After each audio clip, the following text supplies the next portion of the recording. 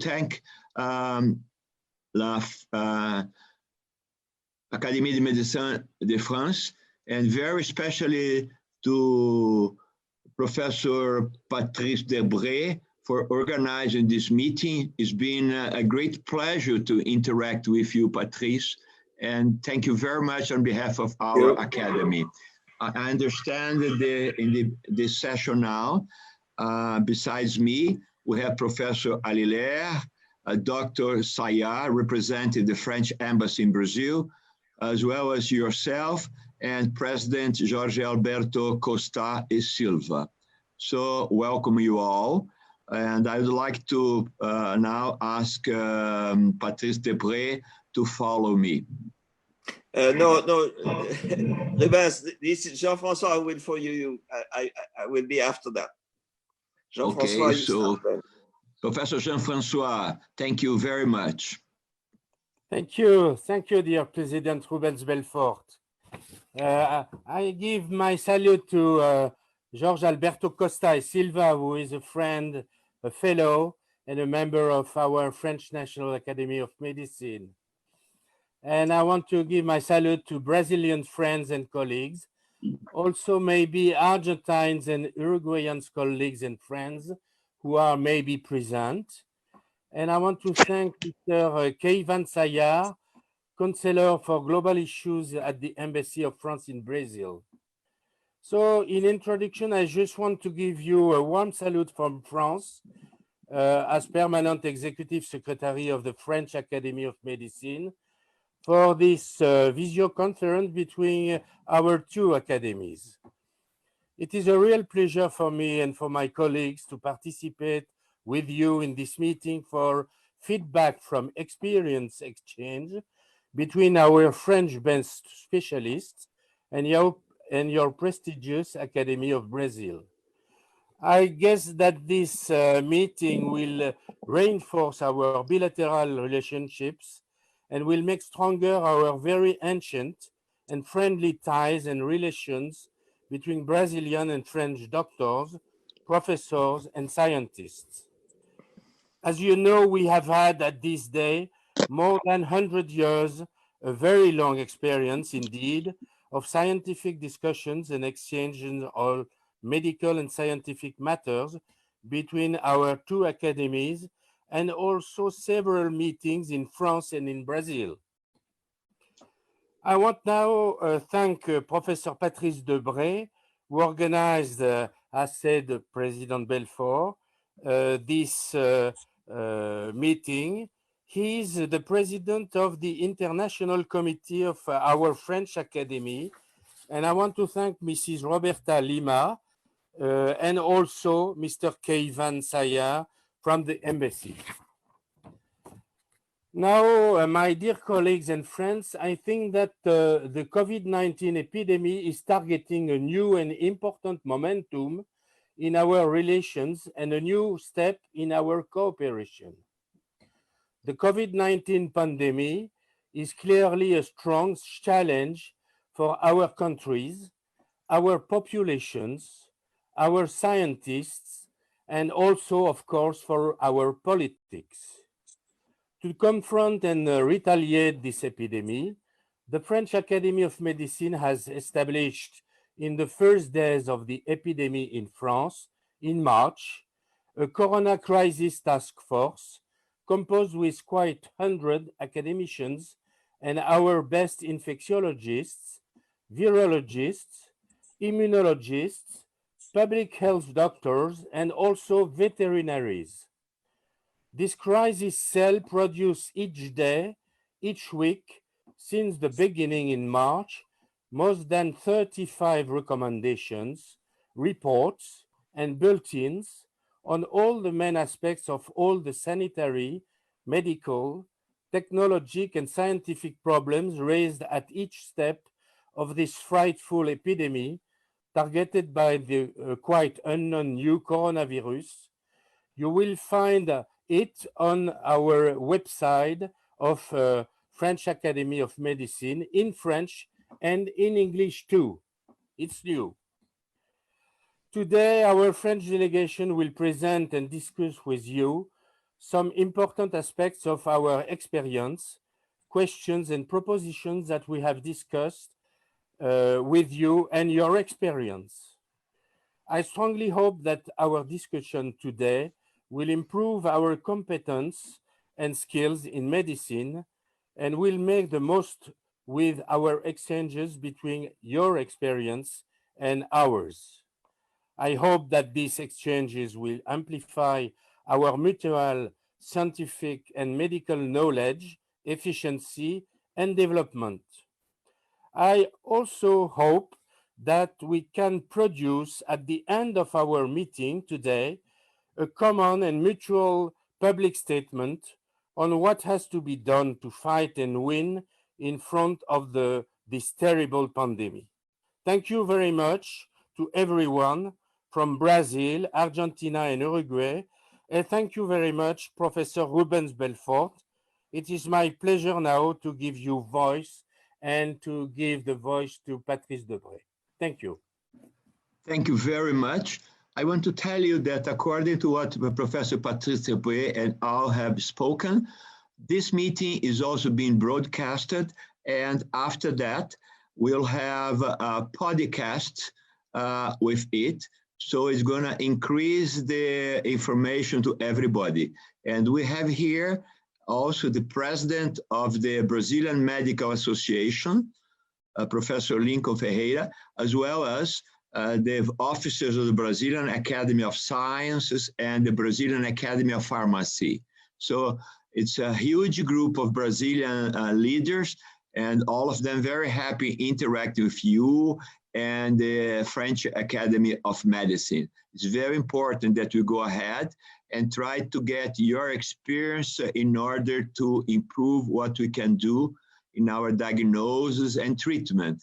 Sometimes it is good to be behind, and Brazil, fortunately, is being behind what goes on in Europe and China, and it's very important that you learn your expertise and your previous experience in order to make this pandemic less dramatic to our country. Also, in 2 weeks, we will have a forum of all the academies of medicine from Latin America, as well as France, Portugal, and Spain, in order to try to get these guidelines used for the countries that are getting the pandemic later than us. So thank you very much. And I understand that Mr. Sayar from the French Embassy in Brazil will follow us now.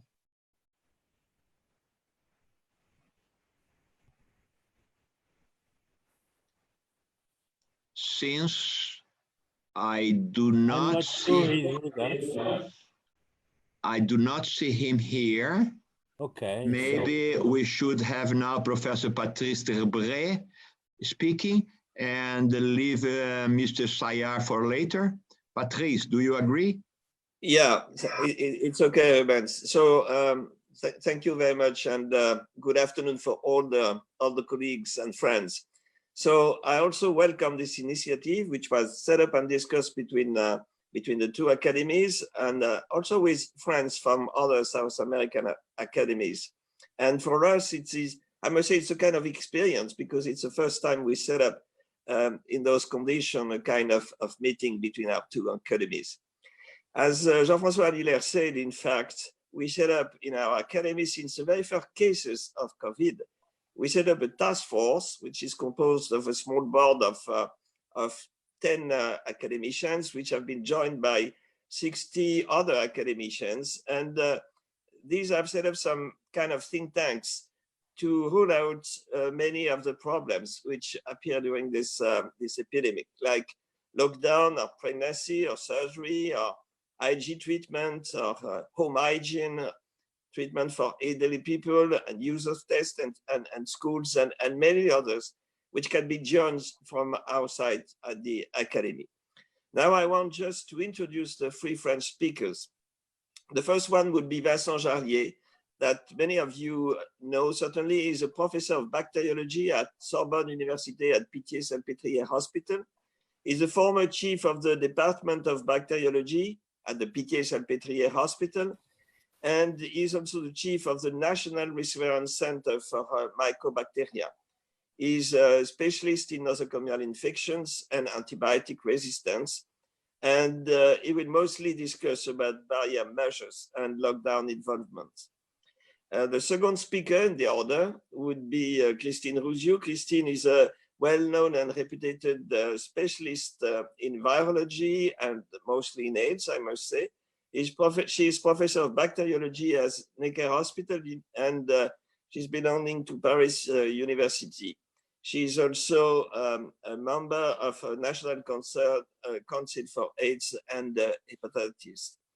And the third speaker from French would be Anne-Claude Crémieux. She's a professor of infectiology and tropical medicine at Paris University and Saint-Louis Hospital. She's a specialist in infectious disease, and she has been pretty much involved in all the medical management. And we asked her to then discuss about all the points which concern the policy of medicine and mostly hospitals.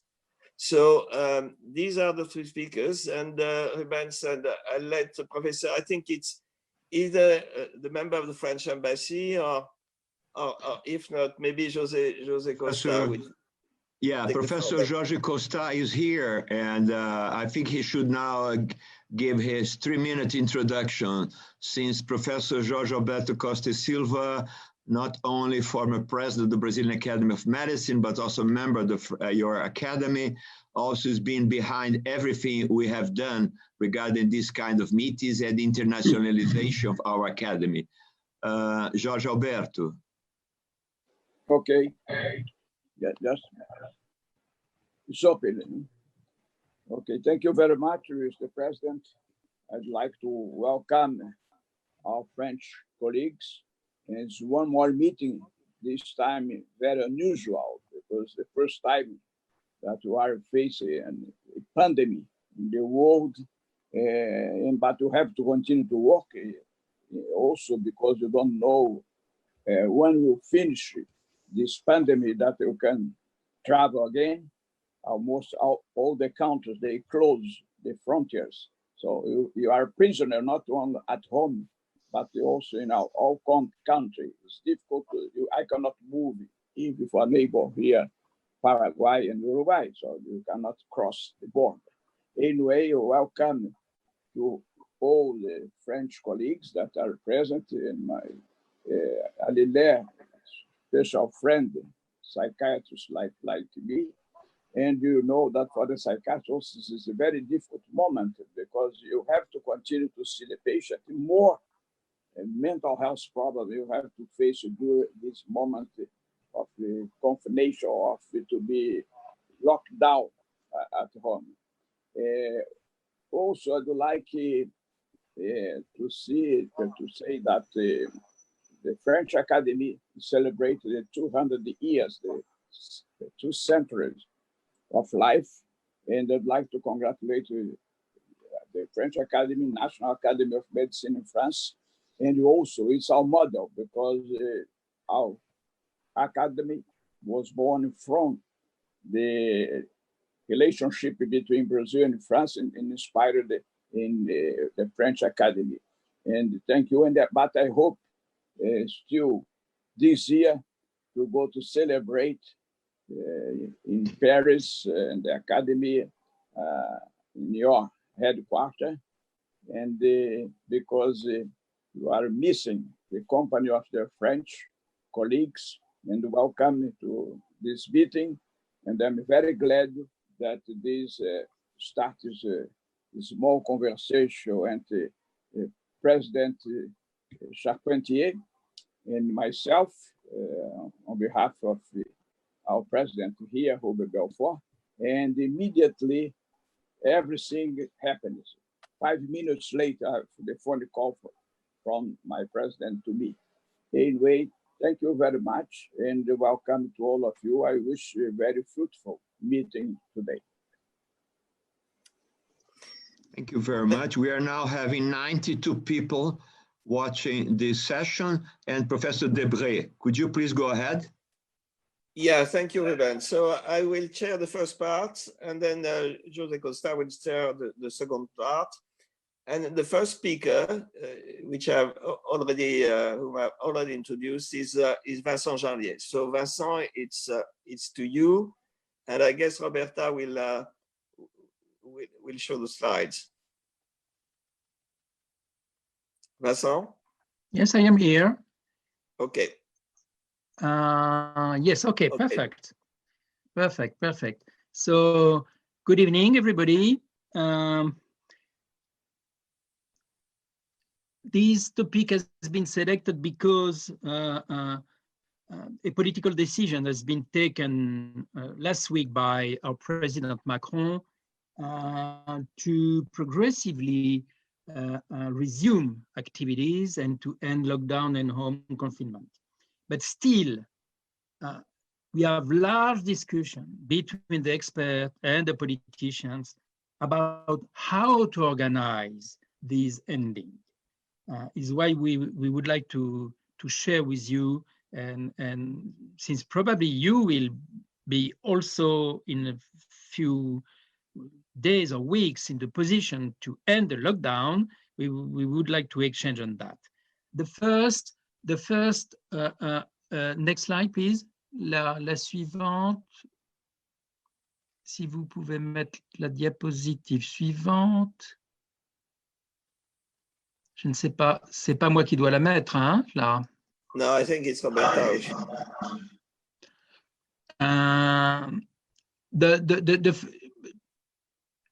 Waiting for the slide, I can begin. The first question was, when starting the reopening? There is two different positions, and apparently our government decide to reopen based on one of these two possibilities. The first possibilities,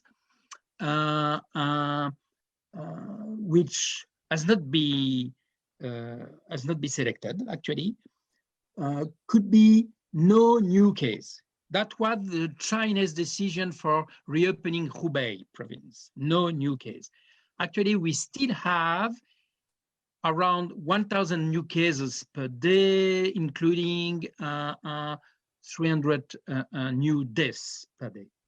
But apparently the decision has been taken based on the very low transmission rate. The R0 now is just below 1.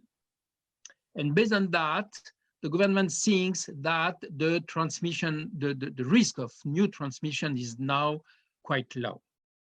So I don't know if in Brazil you already selected a basis for reopening. Major concern about the steps.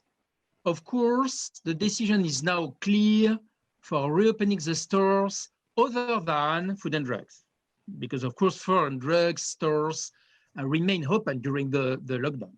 But for the others, the reopening will be organized quite quickly after the 11th of May. Schools, decision has been also taken to reopen starting May 11th, the schools. But still a lot of discussion between the teachers, the parents, and the experts, how to do that. Anyway, a decision has been already taken to start by the most important level, that to say the classes that are just between the elementary school and the high school, and at the end of the high school, because of problem of exams. That will be the first classes to be open.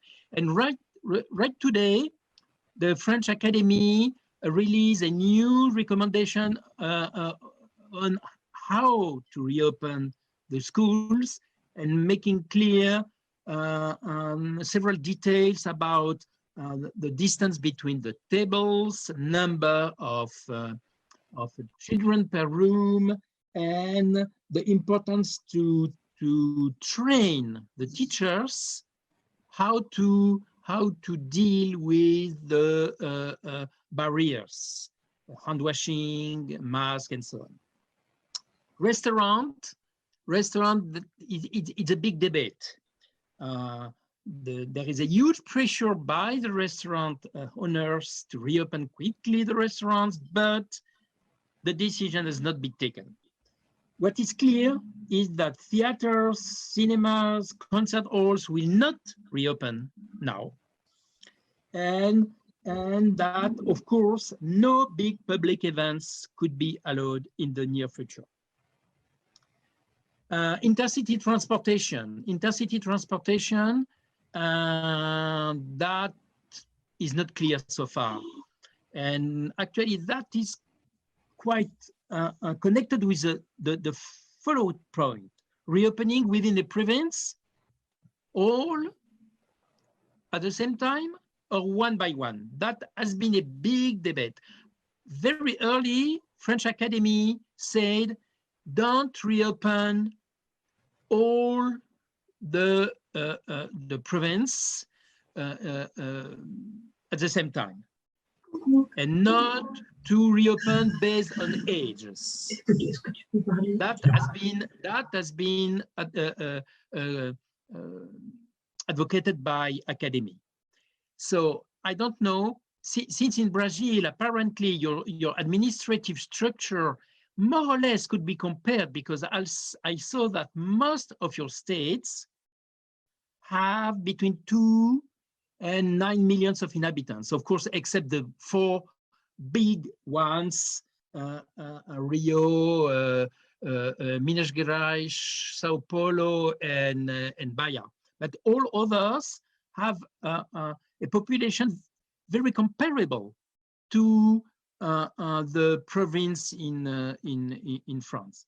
And so we are now advocating to reopen one by one, starting with those with the lowest rate of transmission. Next and last slide, what is still also in discussion, la suivante, s'il vous plaît, Roberta. Next. Large debate about the specific measures for elderly. For instance, we discussed with the Chinese some days ago, and they will not organize something very specific for the elderly. But in France, in the first proposition by the government has been made to still lock the elderly at home after reopening. And actually the French Academy was against that, because actually it's very, very difficult to organize. You cannot imagine a family where the elderly is still locked and the young people, for instance, the parent and the children, can get out and get back in the evening. So it's really too difficult to organize. So of course we have to protect the elderly, but not to lock down at home. Compulsory wearing face masks, a large debate, political matter in France. As you know, the Chinese, and they say that 2 days ago very clearly to us, they will still make compulsory the wearing of face mask after reopening. French Academy said we should do, but the government hesitates a lot. And right today, the president of our academy launched a new recommendation, said we should not wait reopening for making compulsory the wearing of face mask. Organization in schools, we already discussed that. Organization in factories, that is a large debate. Of course, the decision has been made to reopen business for economical reasons. Everybody can understand that.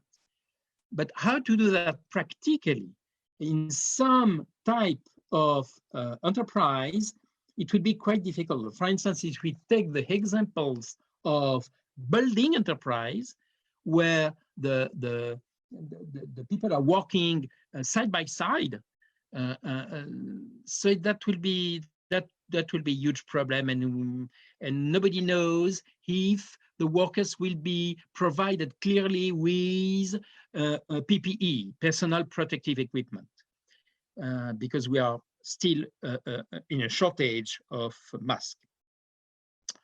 Role of serological tests.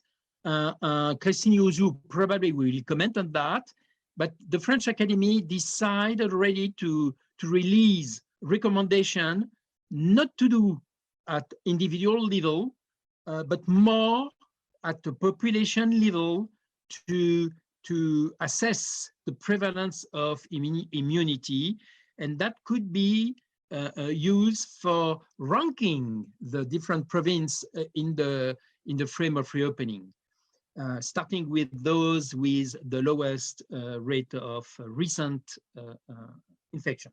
And finally, the role of diagnostic tests.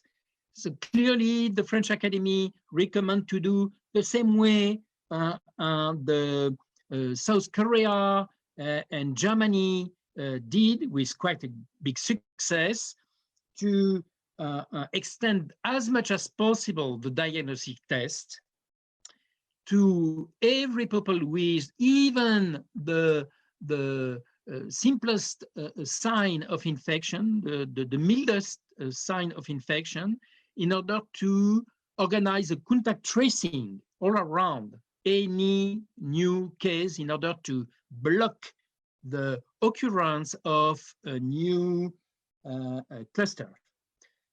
But still, we are a little bit short of diagnostic tests.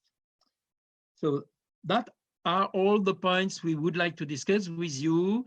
Did you already debate about these points for organizing your reopening? So, and even you could say to us when the reopening could be organized in Brazil. Thank you. Muito obrigado.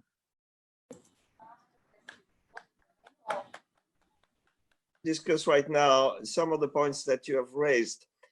Probably we should put aside the questions about the testing, because Christine Rouzioux will talk about that later. Okay. And start Okay. with one of with several of your questions, which we do think are quite important. Maybe the first one is a discussion about region-based or the whole country, knowing that there is a huge difference, evidently, between our two countries. But even though it's politically quite important. So who wants from Rubens, who wants from the Brazilian part discuss about that point?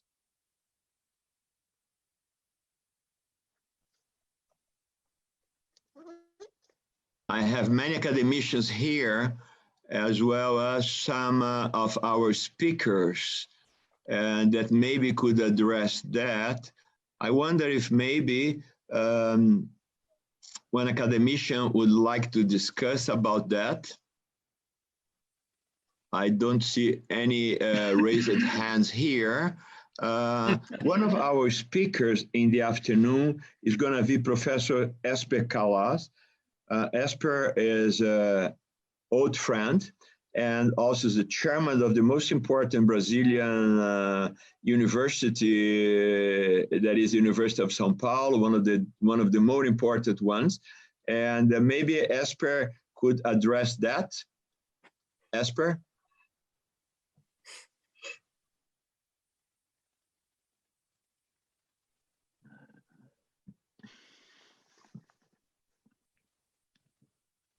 I also have other academicians here in case they want to talk. Let me maybe start this discussion, and we have also academician Rui Maciel here, that maybe Rui could speak after my short introduction. One of the problems we have in Brazil, and we have many, is related to the political situation, in which very often the technicians and the people from the Ministry of Health speak different than the presidency of the country and other politicians. As has been said, this is true also for Brazil. Another big problem is the very small number of testing. Without have a large part of the population tested, it's very difficult to develop a strategy in order to decide when and how to decrease the social isolation. Also, as you all know, Brazil is a big country and changes dramatically from one part of the country to the other. São Paulo, because it's a huge international center, as well as touristic places such as Fortaleza in the northeast and Manaus in the north have been very affected, as well as Rio de Janeiro, because Rio de Janeiro is an important business city, as well as a very large number of tourists, completely different from other parts of Brazil. So it's a big, big puzzle that is very difficult to address without having scientific information of the population affected, such as by testing, and a good political coordination. I wonder if there is any other academician that would like to speak. I'm gonna ask the technical support to open up all the microphones so any academician could talk if they want. Esper Calas, Rui Maciel, or other people?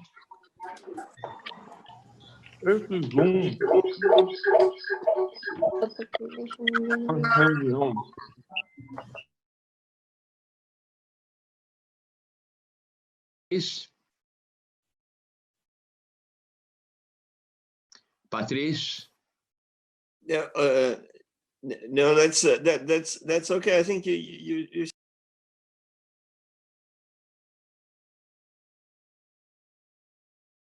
but the question beyond that for this first point, which is region-based or the whole country, is the question of, do you have, I would say, general guidelines coming from the government?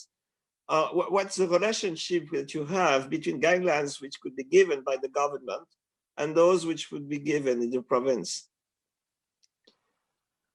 We have in some states a very strong policy that is being established. In Santa Catarina, for instance, the government was one of the first ones to establish not exactly a lockdown as you had in some parts of Europe, but at least a very strong social isolation. Also in the state of São Paulo, there has been a very strong official policy. In other states, this is not happening. And very often, the governor of the state is in a position that the mayor of the most important cities. So politically and technically, it's very complicated. As you know also, very probable that the outbreak will go from the big cities to the medium-sized cities in the next weeks. And there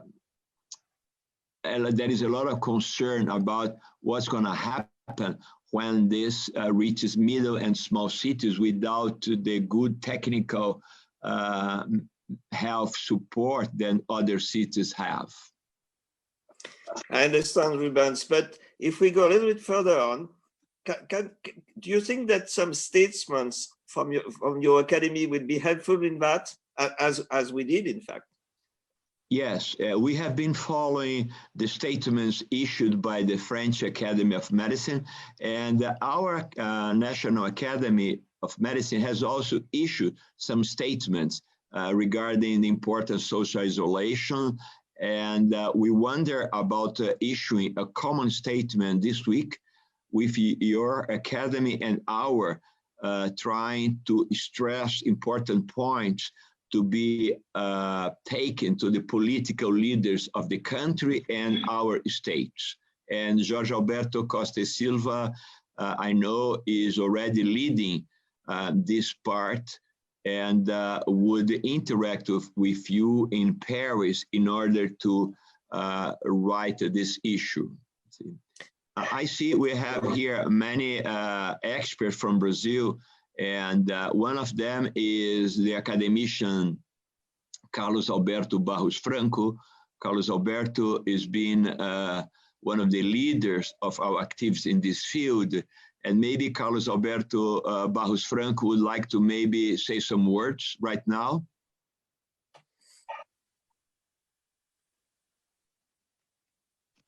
Alberto, dá suporte. Professor, o microfone do professor Barros Franco já está aberto. Okay. Professor Barros Franco, maybe we're having some technical problems with some of them. Yeah, it's not working. Patrice, my suggestion is that maybe we could go ahead and the next presentation now and just to pull the question later. Yeah, Rivers, just maybe the 4 big questions that could be a further answer, I would say. The first one was region-based. The second one, which I think is quite important as well, is the wearing of masks. Should it be compulsory or not? That's the point. The third one relates to elderly people and what should we say or not say about them. And the fourth one is the reopening of schools. So maybe we leave that aside and come back on those discussions points. But I think these are mostly the 4 important points aside the one that Christine Rouzioux will talk about and which is related to the testing. So let's follow with Christine, if she's ready, and heard about the testing. Yes, I'm here. Maybe can I have the slides, please? Okay, thank you very much. I would like to thank you for inviting me to discuss this important point about the testing in this terrible epidemic. Then we will address not only the test, but also we will address the patient slide. I do not have, may have the next slide, please. I have any, next slide. I have any conflict of interest. Next slide. The first test that we have developed in France is the test for the viral load for the coronavirus. We detect the presence of the virus in, using real-time PCR technology. From the beginning, we have some reagents from the Pasteur Institute according to the sequence, and the primary probes were designed, and genome techniques was developed. And then we have a lot of reagents available in France, doing, of course, first extraction of the viral RNA and the amplification. We have a lot of discussion between biologists about the genes. Do we need 2 genes or only 1 at the moment? Many of the tests available in France are amplifying 2 genes. All tests have been validated by the 2 reference centers, and all of them are CE labeled. However, we have to say that many tests have been labeled by this European community. So we need really to validate it in France, really the test, because we need 100% sensibility, and we want to use highly specific tests. The majority of them are semi-quantitative, but some of them are quantitative, and progressively, I can say, the reagents were available, and now we have, can I have the second slide, the next slide, please? And now we have a real network of labs, not only the public hospital virology labs, but also we have some private big labs equipped with nucleic acid extractors and real-time PCR machine. But we have recently possibility we have access to closed automated system with a reagent from Roche, for instance.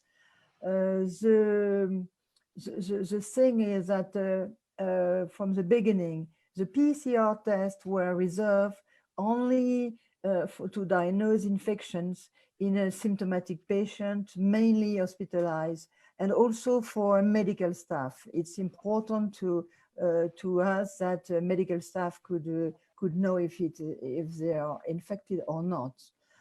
Today, we are performing about 150,000 tests per week, all over on the different regions of France.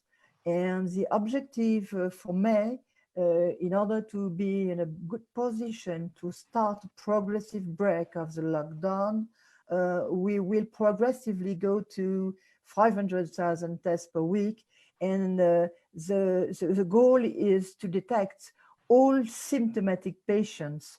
As Vincent said, it's very important to identify the clusters, the contact of the patient, and to isolate positive patients.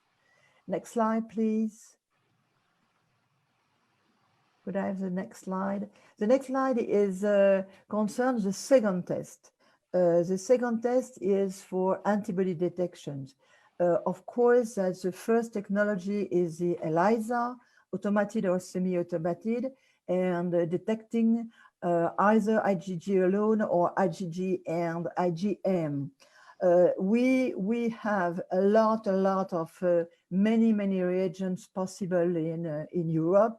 However, they are not at all at a good quality like we need. We have also a point of care single test, for rapid antibody detection. Importantly, the first one we have access are interesting because we can see separately the band with positivity for IgG or IgM, which is we will see later is very important for physician and for difficult diagnosis. The evaluation of those tests are in progress. We don't have a lot of experience in France because the objective was to select and to buy the most sensitive and the most specific tests adapted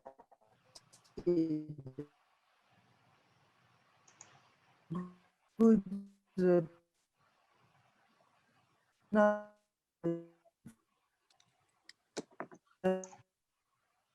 large experience with the serology because we don't have even short series or large series. But at the moment, the government recommendations is to progress with building of sero-epidemiological surveys in different regions, and the test for hospital staff, retirement homes, social and medical structure in association with PCR testing. But of course, the government did not enter the detail. We have a concern for me, it's what will be the demand of the general population. It's important that not only to have an approach for public health, but also at an individual level. On the next slide, I will present you some results in order to show you the difficulty of the situation. And may I have the next slide, please? Here are there are very few papers with important numbers of viral loads. On this series published in the Lancet, it's interesting to see on the top of the slide that as initiation, as the first test, we have elderly people with a higher level of viral load compared to those about 40 years of age. And then they show on this slide, they test about 23 patients with 10 with severe and 13 with mild symptoms. We can see on this slide that there is no difference between severe and mild symptoms. and the level of viral load could be at 8 logs, but also we can have some negative patients, we can have low level. So we have a high diversity, either in among patients with severe forms and those with mild forms. The problems that is often reported is the question of about false negative results. Of course, as a virologist, my problem is that the problem of the PCR? But I think that we, at the beginning in France, we have seen a lot of problems with the bad quality of the specimen, because collecting swabs in the nasopharynx is not so easy and may induce pain. So at the beginning, we have some negative results because of the sample. Next slide. On this slide, from the same paper, you can see the decrease of the virus over time. So it's a temporal profile of serial viral load in those 23 patients, either in saliva or in endotracheal aspirate. That's a discussion about where do we have to look for the virus. I think that's the beginning of the disease. The throat or is easily positive, but later in patients with pneumonia, it's possible to get lower results. As we can see here, we have a decrease of the viral load either with the saliva or with the endotracheal samples. Next slide, please. We have also on this paper the results of the serological test. On the left part, you have the ELISA for the nucleoprotein, and the left part on the RBD protein. You have the mild symptoms, the IgG and IgM. When you look at that, you can see that we, contrary to what was said by some of Chinese papers, we have a good response, good antibody response in patients with severe symptoms. Which doesn't mean that a protective immunity. I say only there are antibodies. I don't know if they are neutralizing or facilitating antibodies. I don't know. That's good markers, either IgG or IgM. While in mild symptoms, we have maybe some short delay, but everyone was positive relatively rapidly. And I would say at 30 days, after 30 days of after the beginning of symptoms, everyone was positive. Importantly, when we combined the result of the serology and the result of the viral load, we can see that we can have both tests positive at the same time. And sometimes for physician, it's not so easy to interpret the results. The negative PCR, if the sample is too early, and the serology may be negative because it's also too early. So we could, next slide, we could draw some design we will see later. So what about the French government decisions? Based on the progressive decrease of new infections, the decisions, of course, include economical risks, but the main objective is to control the virus within the population, to preserve the health of the French population and the healthcare system.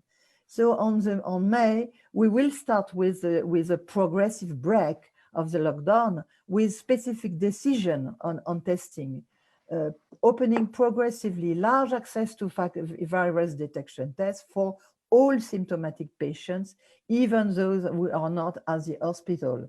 And that's very important to detect the clusters and maybe to trace the contact and to isolate patients, as has been done in Korea.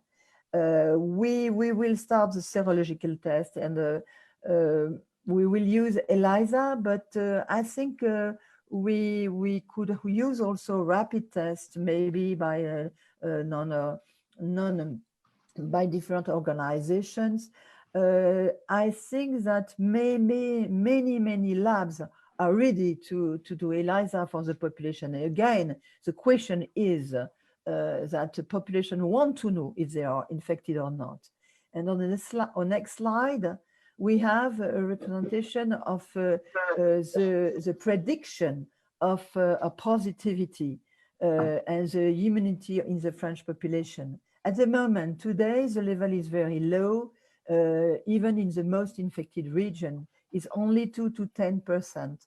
And a recent paper from the team of Pasteur Institute proposes this figure of this map of France with those on the east part highly infected, but the immunity won't be higher than 15% compared to the west part of France, where the virus has less circulated and the immunity and the prevalence of the infection is really low. So we won't have a very high and productive immunity in France with this first wave of the epidemic. And serological epidemiological studies will permit to follow the evolution of the epidemic and to survey an eventual rebound of the second waves. And next slide, please. Here are the problems when we test people. It's important to say that for physicians, combining PCR and serology would help really. And we have the design of the temporal profile of IgM, and then IgM in red, IgG in green, and the virus, the positivity or negativity of the virus in blue. So if IgG, IgM are negative, we could say that the person is not infected, but we could say also we are in the beginning of the period of incubation, and it's possible to get the virus 2 days before the beginning of the symptoms. For those with IgM positive, it's a very recent infection. Of course, in those cases,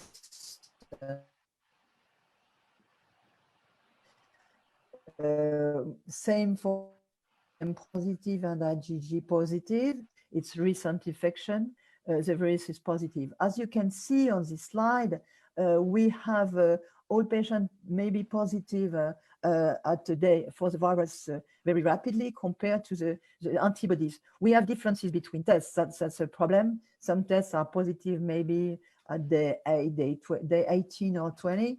Others are positive only at day 30. However, we can say that when we have IgG positive, it's possible to have patients also with PCR positive. And when both tests are positive, physicians are confident in the results. We don't know about the rebound and the possibility of reinfection. There are a lot of discussion about those cases with a negative test for PCR and then positive. My feeling as a virologist is possibly when we are far from the beginning of the symptoms, maybe that's a sort of reactivation. Some speak about reservoir. I'm not sure. I think we need to write the story as we don't know at the moment. And the next slide. So as maybe those sliders permit to open the discussion, I think that at the moment the situation is very complex. It will be evolutive. We will get more results because at the moment very few results are available, even from Chinese people. So my feeling is that many pieces of the jigsaw are still missing, and I hope that we will get some more information from the serologicals particularly. Thanks for attention.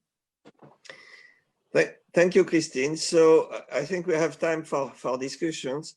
Probably we should follow your presentation and try to divide it into different parts. The first one would be related to science and technology, and second one to strategy and policy. So who wants to ask any questions about scientific questions and technical questions? Christine, if I may start, there's something which puzzles me, is that if you see the viral load compared to ages, you would see that there is the higher viral load is found in elderly people. Voilà, j'entends très mal. And that for me goes with the idea that the immune response could be interfere with that. I think this theory is very short again, and it's only hospitalized patients. So we have to be careful not to interpret very rapidly. But again, that's the only paper. But I think that it's possible that the virus can replicate very rapidly among those with comorbidities, as we have a lot of possibilities among elderly people. It's true that among younger, the symptoms are often mild and the fever shorter. So the selection of this theory could be somewhere biased. But it's the only results. It's not. I think it's possible. Question then? Would you? Yes, I have a question. I understand that, as you said, 2 to 10% of the population in the northern part of France is positive and much lower in other parts. Wouldn't you be afraid that have just one policy for the whole country, or should you try to have a different policies to different parts of the country? It seems that you are up to open the Pandora box, and it's going to be very complicated to know what's going to happen the next months. Am I wrong? No, you are completely right. And I think that the politics won't be the same for the Bretagne and for the east part of France. However, 10% is not a lot. And we have to be careful because that's not so different. The virus is there, the virus is on the east part, but it's possible that also the virus can start in other part of France. So we have to be careful. 5 to 10% is not so different in my mind. I think that I've seen that Walter Landman has a question then.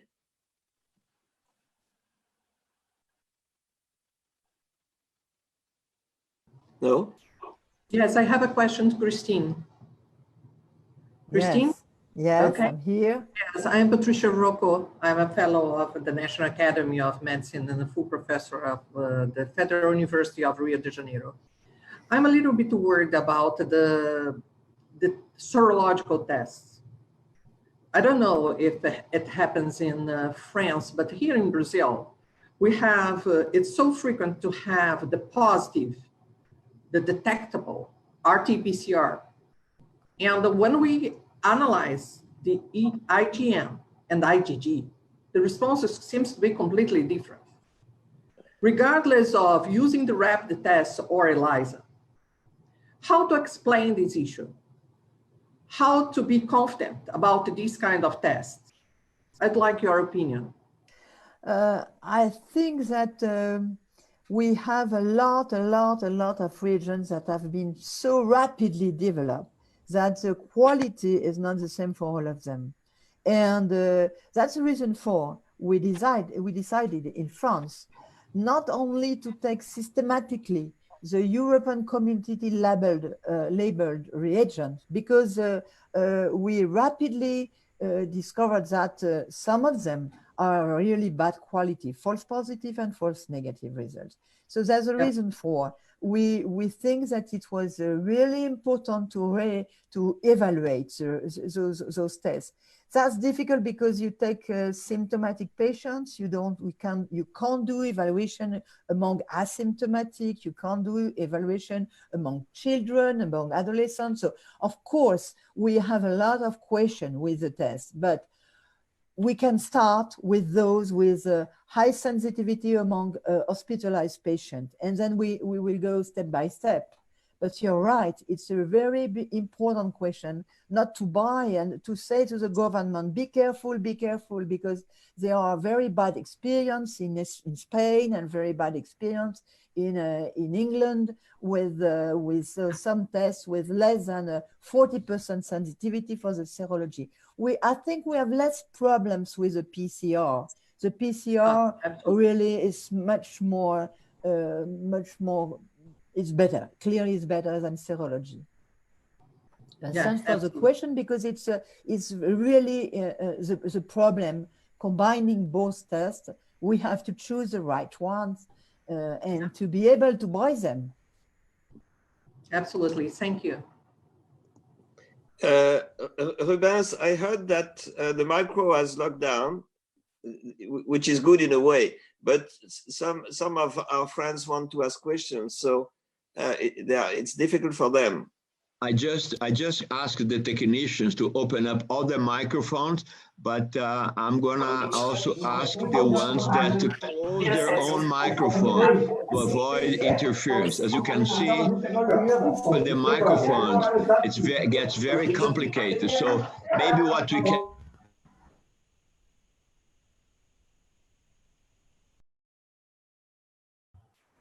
Maybe what we can do is ask a person that wants to make a question to raise the hand or use the sign below, but at least raise the hand and we'll follow them here and we'll open their microphones, okay? We saw that Octavio Vaz I see academician Octavio Vaz from Brazil, and his mic is open. Otávio Vaz from Brazil. Yes, we are now opening 2 hospitals in Rio de Janeiro that we call COVID-free. What it means? It means that all the surgical team and the patients are being tested with PCR before they go to an OR. I wonder if this is really safe. I mean, if we even have the negative PCR test, should we wear the whole protection, the PPEs for doing the operations? And the second question is, I wonder if would be safe, I mean, with going to the gradual opening for our social isolation, if everybody wear masks, would be safer than just few people wearing masks, because there is a paper saying that if everybody wear masks, the risk of contamination is very low for this virus that goes over the saliva drops. So thank you very much for those 2 questions. First of all, those medical staff who are negative by PCR, I think we have to combine the clinical symptoms, are they present or not, to combine to the result of the PCR. It's important to know that the number of asymptomatic patients is not so high. There is 2 papers evaluating asymptomatic patients at about 18 to 20%. So we have to be sure that only with some 1 day, 2 day fever and negative is difficult, that you rise the real right point. But for physician without any symptom and negative PCR, I think it can work, of course.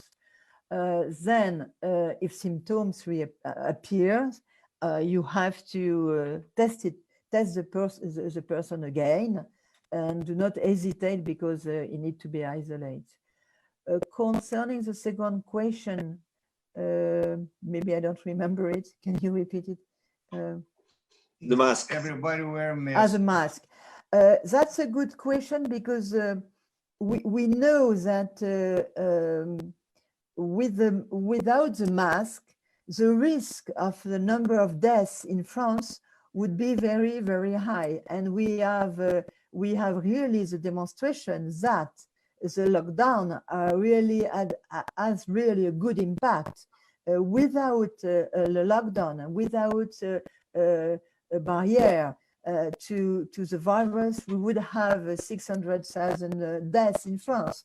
So we know that the mask will stop the circulation of the virus, but the risk of circulation of the virus is too important, too high for elderly people, for people working and so on. So that's exactly the very, very important question. What is the balance? Do we have to leave, to let the virus circulating or not? My feeling is no, because the risk of important and severe infected patients is too high, and that's our decision. But Swedish and other country have a different position. I'm not sure that we can have the risk of death, and at the moment it will be, as the number of patients so low, we know that we will be able to track the clusters. So if people are always taken masks, we will have a very low number of clusters. Thank you, Very Christine. interesting. We do have, Patrice, we have a question here. Academician Barsinski will ask a question after that, but I have a question here at the chat. It says, I realize that until now, French authorities are still taking on tests only symptomatic patients.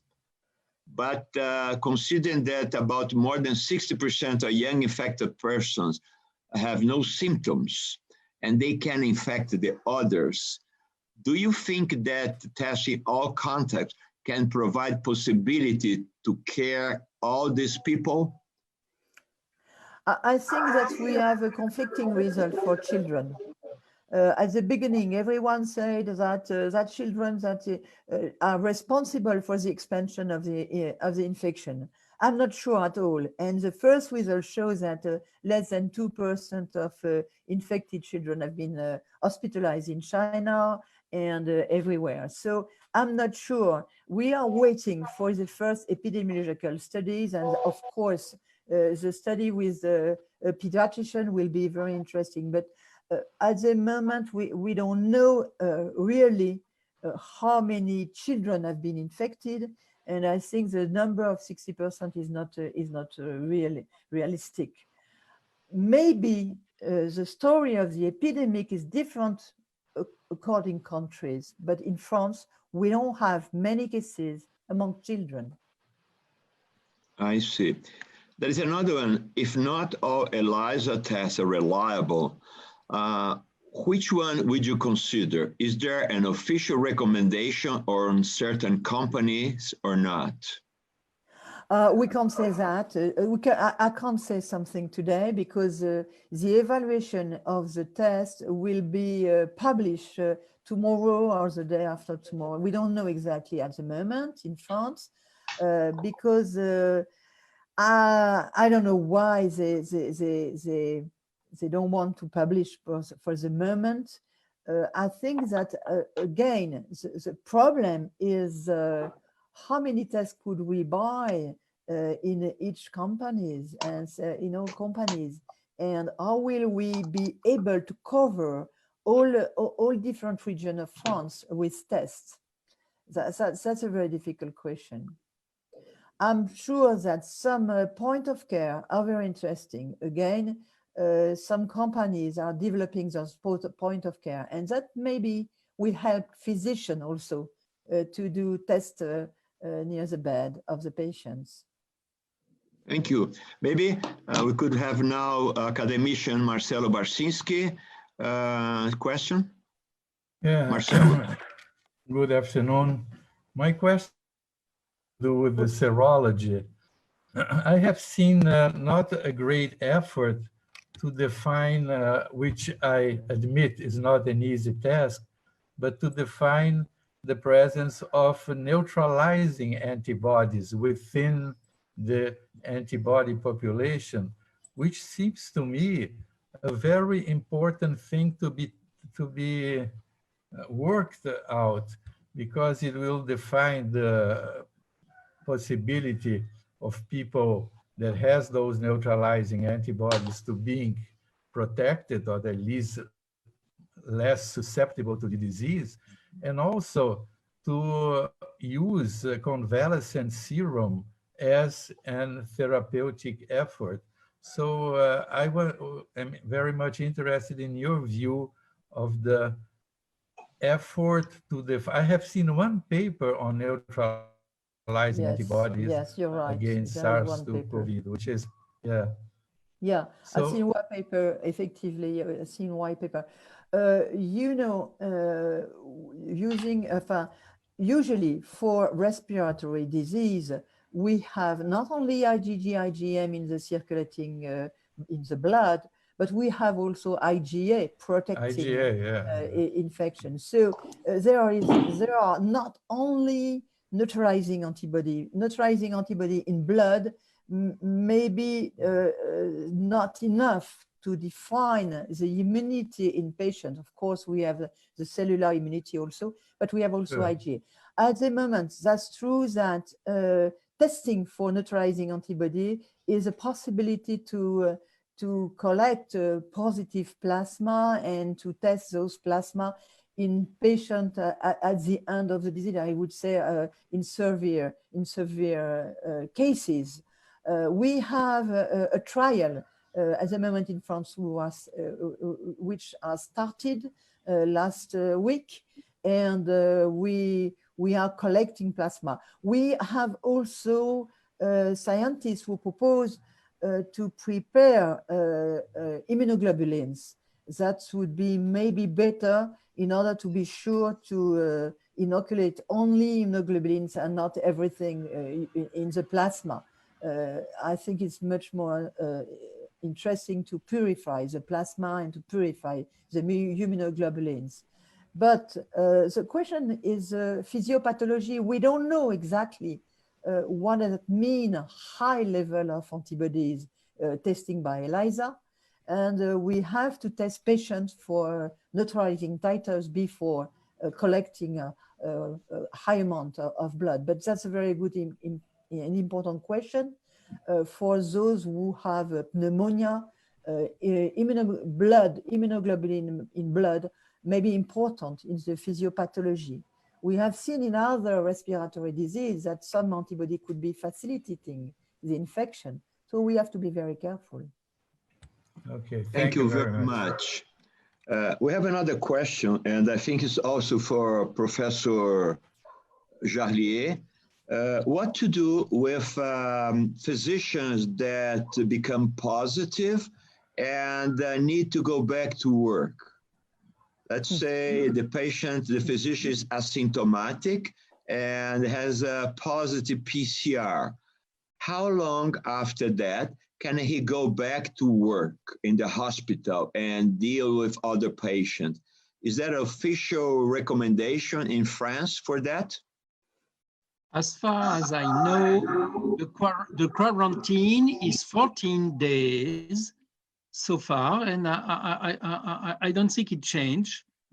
But maybe Anne-Claude Crémieux could comment on that. But I think the 14 days quarantine is still applied. Yes, it could be positive. It could be also possible to test the viral load and to see negative results.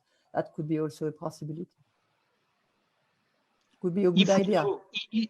Providing that we know the quantity of virus able to infect someone else. Since negative is not the case so far. We don't know what is the minimum inoculum that make a new case.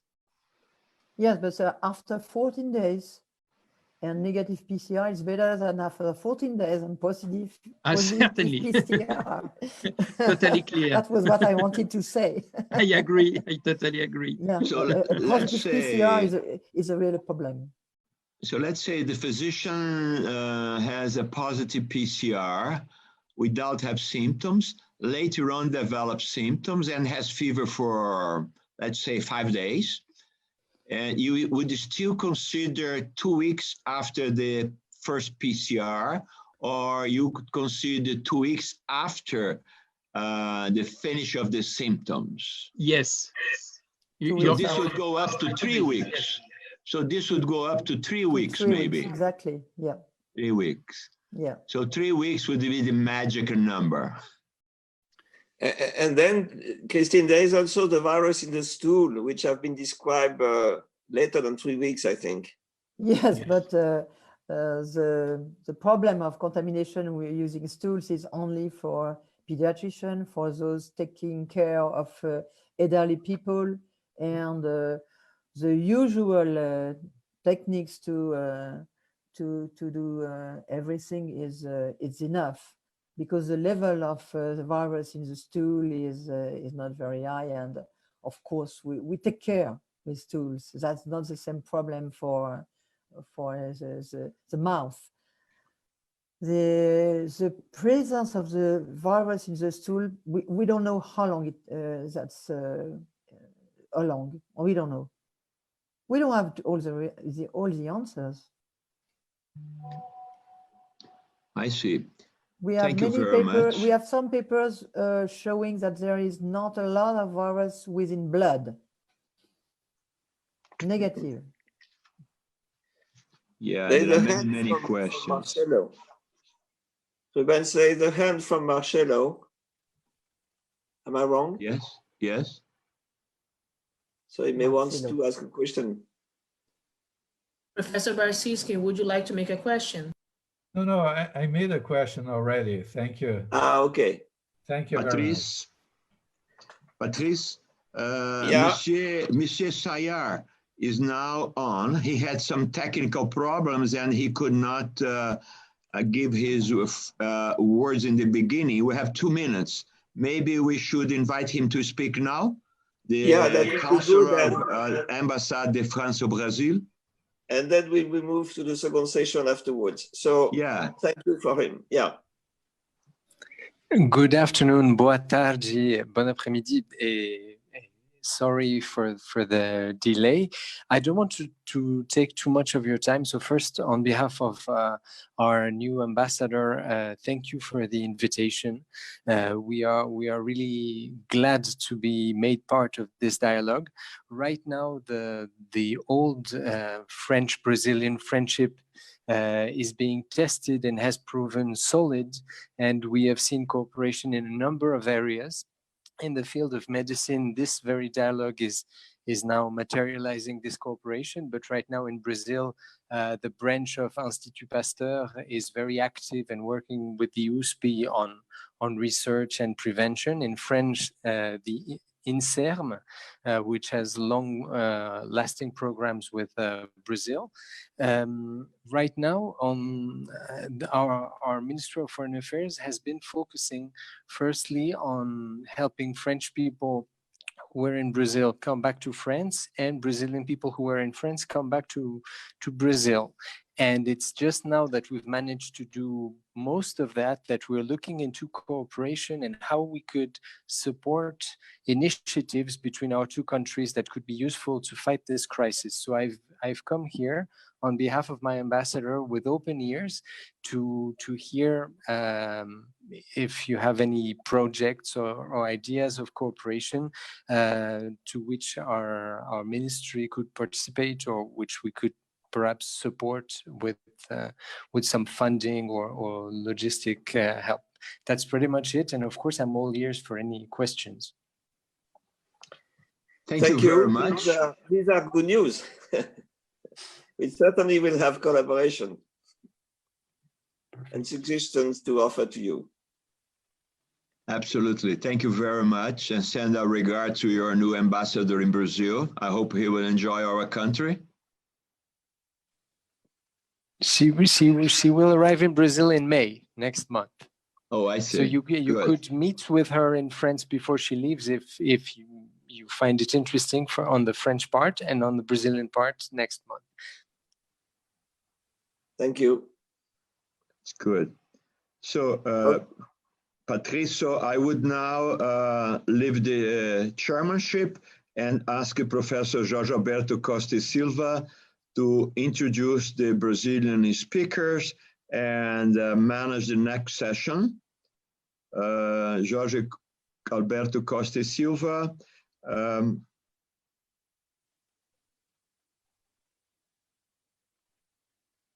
Yes. Can you hear me? Yes, but we cannot see you. Let me see. Now we do. Yes. Yes. Yes. It's fine. It's okay. It's okay. Can I start? Yeah. Okay. The sound is a little low, Jorge. Little. Fala mais alto. I will cry. Okay. You always succeed. You always succeed. Okay, no problem. So let's move to the second part of this historical session. First time via internet. So the topic is patients management outside and inside the hospital. You have 3 speakers here. The first one is the Professor Dr. Anne-Claude Jarlier, Chief of Infection Department of St. Louis Hospital. So I will give the floor to the first speaker. Please, can you hear me? I can hear you. Do you hear me? Yeah, Do you? perfect. Okay, good. So, hello, everybody. I would like first to thank you for giving me the opportunity to rapidly present you how French hospital, and specifically in the metropolitan Paris region, one of the most affected area in France, cope with the first pandemic wave. Next slide, please. Oh, perhaps it's me, no? I don't know. Okay. So first, a few words of context. France, as other countries of the world, faced SARS, the first pandemic of the 20th century. But as in other European countries, we were only slightly affected, with only 7 patients imported from Vietnam, without the spreading of the virus in the community. Next, please. However, the SARS has clearly revealed our vulnerability to emerging respiratory virus pandemic. And after the SARS crisis, a huge stock of masks and personal protective equipment for health care workers was constituted. And with the threat of H5N1 and H1N1 influenza virus, a stock of pills and vaccine was also purchased. And as you may know, the H1N1 pandemic was not as severe as expected. And after the H1N1 crisis, our Minister of Health, as well as the director of the WHO, were strongly criticized for the expenses. And the mask stock was therefore not replenished subsequently. Next slides, please. However, as recommended by WHO, a pandemic plan was drawn up in 2004 and refined in 2011. Next slides. And this plan provides technical responses to the containment phase, to the delay phase, and the mitigation phase. Next slides. During the containment and the delay phases, the healthcare system response relies on 38 reference center hospitals for emergent infection and biological threats. Those reference centers are located throughout the country and have trained infectious disease and intensive care teams and negative pressures rooms and level 3 biosecurity laboratory. Next slides. All suspected cases presented to an ID must be classified by an ID physician of those reference center, which is available day and night on phone. And if the patient's symptoms correspond to the case definition of the French health agency, he is transferred by SAMU, which is an emergency transport in France, to the reference hospital, and then the patient is tested. Next slide. On the 22nd of February, this organization seems satisfactory, although a certain tension appeared between the ID physician and the French National Health Agency, because frontline physicians suspected that the official criteria of classification were too restrictive and could let pass infected patients. In Bichat Hospital, even if a small number of patients was confirmed to have COVID-19, the team was highly solicited by the triage of patients. Here you can see more than 5,000 patients had to be tried.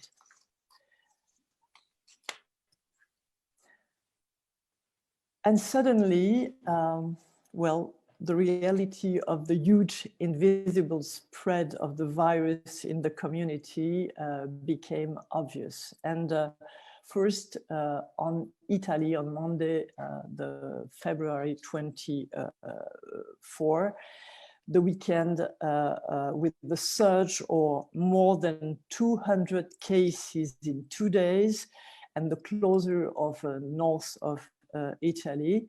And in the same time in France, as you can see, our Minister of Health was confident that the situation was under control with no circulating virus in the community. Next slide.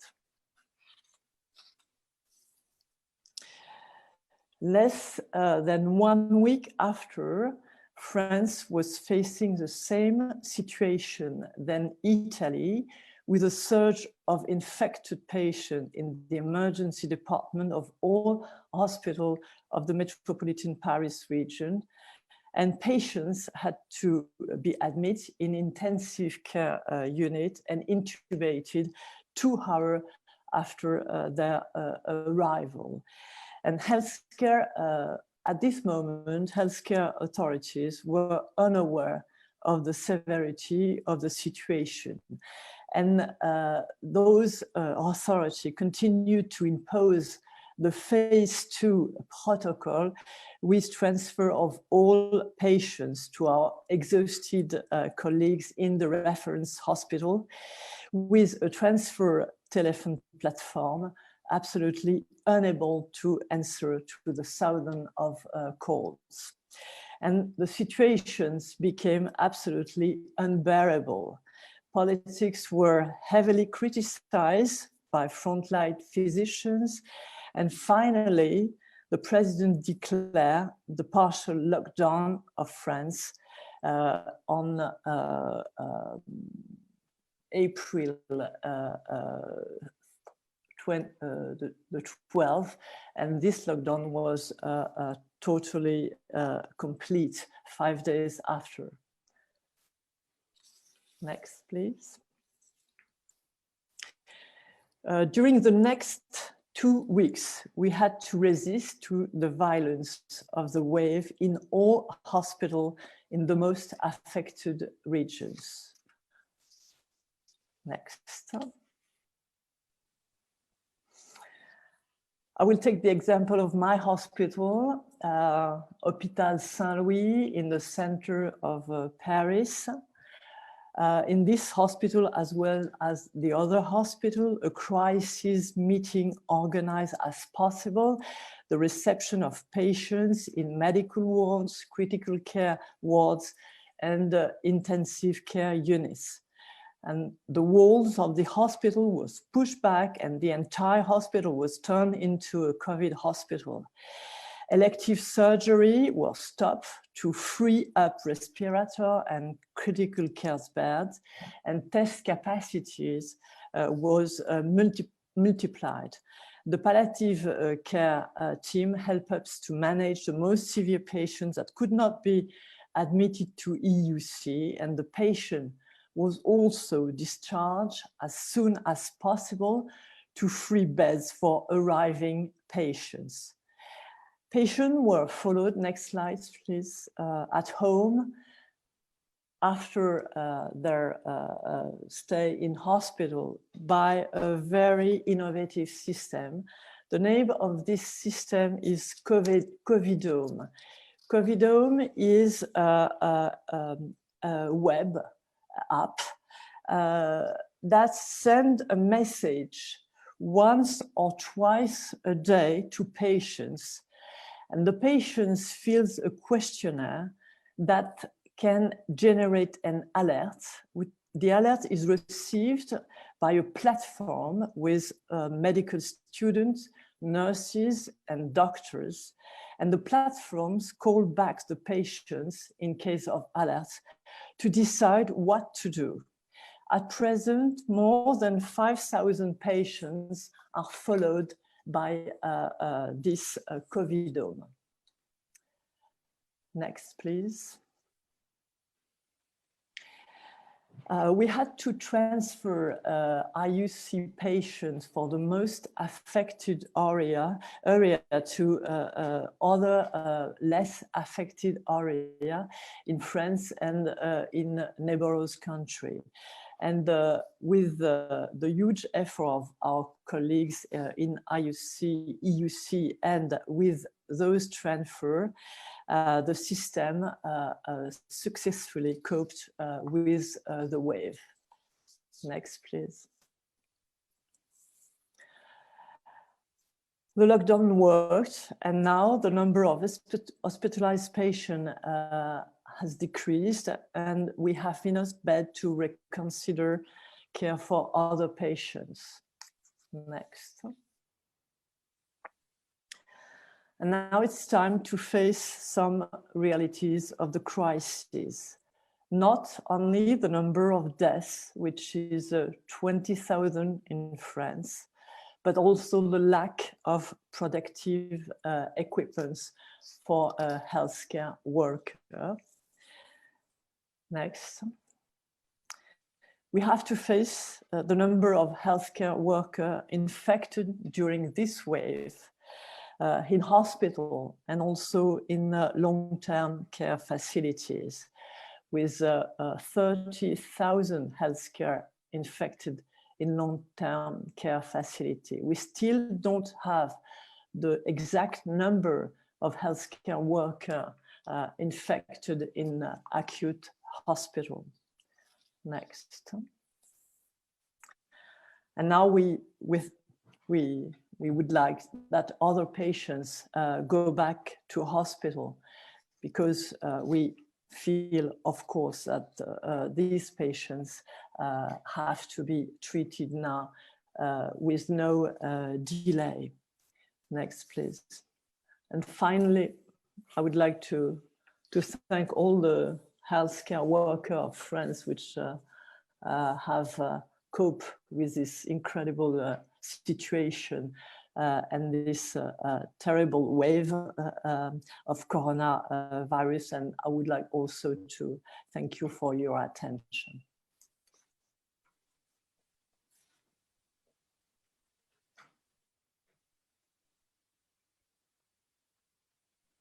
Thank you. I think very interesting presentation, but you have time for discussion at the end of the 3 presentations you have now. The next presentation you have is Professor Esper Calas, is the chairman of infection disease at the University of São Paulo. So I would like to ask you, Esper, can you hear me, Esper? Sure. Thank you for the invitation. Thank you very much for joining us. Thank you. So let me share my slides here, but I need privilege. If you may allow me to do that, the organizer. There you go. Thank you. So my idea here is to go over the treatment of COVID-19 with the antiviral prospect. Yeah, so the idea here is to cover some of the aspects of antiviral usage in COVID-19. So I'm a full professor at the Department of Infectious and Parasitic Diseases at the University of São Paulo. And thank you all for this kind invitation. So this is a very severe disease. I here present 2 cases. On the left-hand side is someone that I just discharged from the hospital, young man, 49 years old, 8 days after onset of symptoms without comorbidities. And this gentleman here, 62 years old, with previous myelodysplasia, was admitted with a much more severe disease. But what we know, and he was also discharged a week ago, but what we know, we need something to block virus replication in early stages of COVID-19. Current situation in Brazil is, this was pulled out from the numbers yesterday night. We have 45,000 cases. The epicenter of the epidemic is the state of São Paulo with almost 16,000 cases. And we are accumulating the deaths of cases all across the country. The worst case scenario is the Amazonas state and Ceará state at the moment, where they already passed their capacity to absorb critical ill patients. This is the state of São Paulo profile of cases. In blue bars, you see the distribution over the age range. So you see that there is a peak in young adults. However, the deaths concentrate, as seen in other countries, in the older population. And we see a very strong association with comorbidities, as you can see on the right-hand side, with the vast majority of cases reporting disease is related to the cardiovascular system, but also we detected obesity as one of the things recently described for this condition. I would like to focus my presentation on the virus cycle and the targets. I pulled out this nice cartoon from the Science magazine about a few weeks ago, where the virus fuses to the cell using the TRMPR, SS2 receptor, and ACE2 receptor. And here we see some potential targets for antiviral intervention. And then the virus is translated into cytoplasm. And there is a lot of debate whether the virus enters the cell through endocytosis or attachment to the membrane. And this is not clear yet, but if enters through endocytosis forming a lysosome, then there could be a role here for the chloroquine or hydroxychloroquine. And it goes through proteolysis, and here comes the protease inhibitors used in HIV treatment. in the RNA-dependent RNA polymerase, drugs such as remdesivir that can block the polymerase at this stage. The virus curiously accumulates in the Golgi apparatus, and despite different from other viruses that is exocytosed through other mechanisms, coronaviruses, specifically coronavirus type 2, SARS-2, is something that involves a lot of the Golgi apparatus as the mechanism for exiting the cell. So I'm going to try to concentrate in those drugs. Here I put chloroquine and hydroxychloroquine, and there is very conflicting results, and I'll go over that. There are some interesting results on favipiravir, remdesivir, galidesivir, and omifenavir that I'm going to talk about, and lopinavir, ritonavir as well. So those in red are the less favorable results. I'm not going to discuss about atazanavir, ritonavir, ivermectin, or nitazoxamine cyanide because there is no available data in clinical trials. So the first is the favorable results from chloroquine. There is one clinical study published in the Chinese literature. It's a small study, 31 cases receiving hydroxychloroquine, 5 days, 400 milligrams every day versus 31 with a standard of care, and they described a better outcome in the hydroxychloroquine group. So you can see here the better improvement was observed in that group receiving hydroxychloroquine. Just would like to emphasize that this study was done in a small sample size, but using the treatment in the early stages of the disease. Unfortunately, we're seeing accumulation of less favorable data. The first one is also from the Chinese literature, comparing hydroxychloroquine, 15 individuals versus standard of care, no change in outcome, in a very small study, and I can only read the abstract in this study. But there is a study done in Manaus here in Brazil. They enrolled 40 individuals in a higher dose of in this case is chloroquine. This was taken from the Chinese literature, the 600 milligrams BID versus 450 milligrams BID, only for severe cases. And what they saw is no change in the virus load in the upper respiratory tract swab. You can see comparing those two groups here. But they saw a signal in increased mortality in the high dose chloroquine group that led to interruption of the study. And therefore, they raised the concern of higher dose could be associated with harm. And there are two others, another study by Zhang et al. That was published recently. This is the VA study out from United States. They compared almost 400 people, 97 on hydroxychloroquine, 113 in hydroxychloroquine plus azithromycin, and 158 in standard of care. This is a retrospective observational cohort, so it's not a randomized clinical trial. The problem is they saw an increase in deaths reported in the those receiving hydroxychloroquine, and as you can see here, this was reached up to 2.6 to 1, comparing the hydroxychloroquine only group versus no hydroxychloroquine group. And that raised some concern about association in a more elderly population with cardiovascular outcomes and side effects. That led to the same day, the NIH panel not recommending the use outside clinical trials of the combination of hydroxychloroquine plus azithromycin.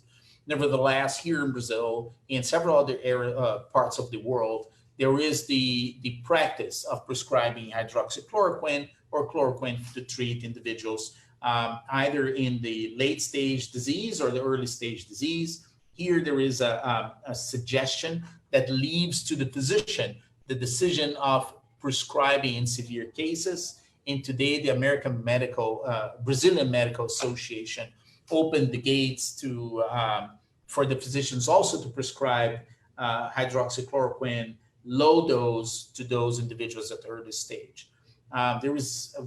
There are more than 60 clinical trials underway, and I'm sure we're going to hear more from them to take the best decision possible whether this drug should be used in the clinical practice or not.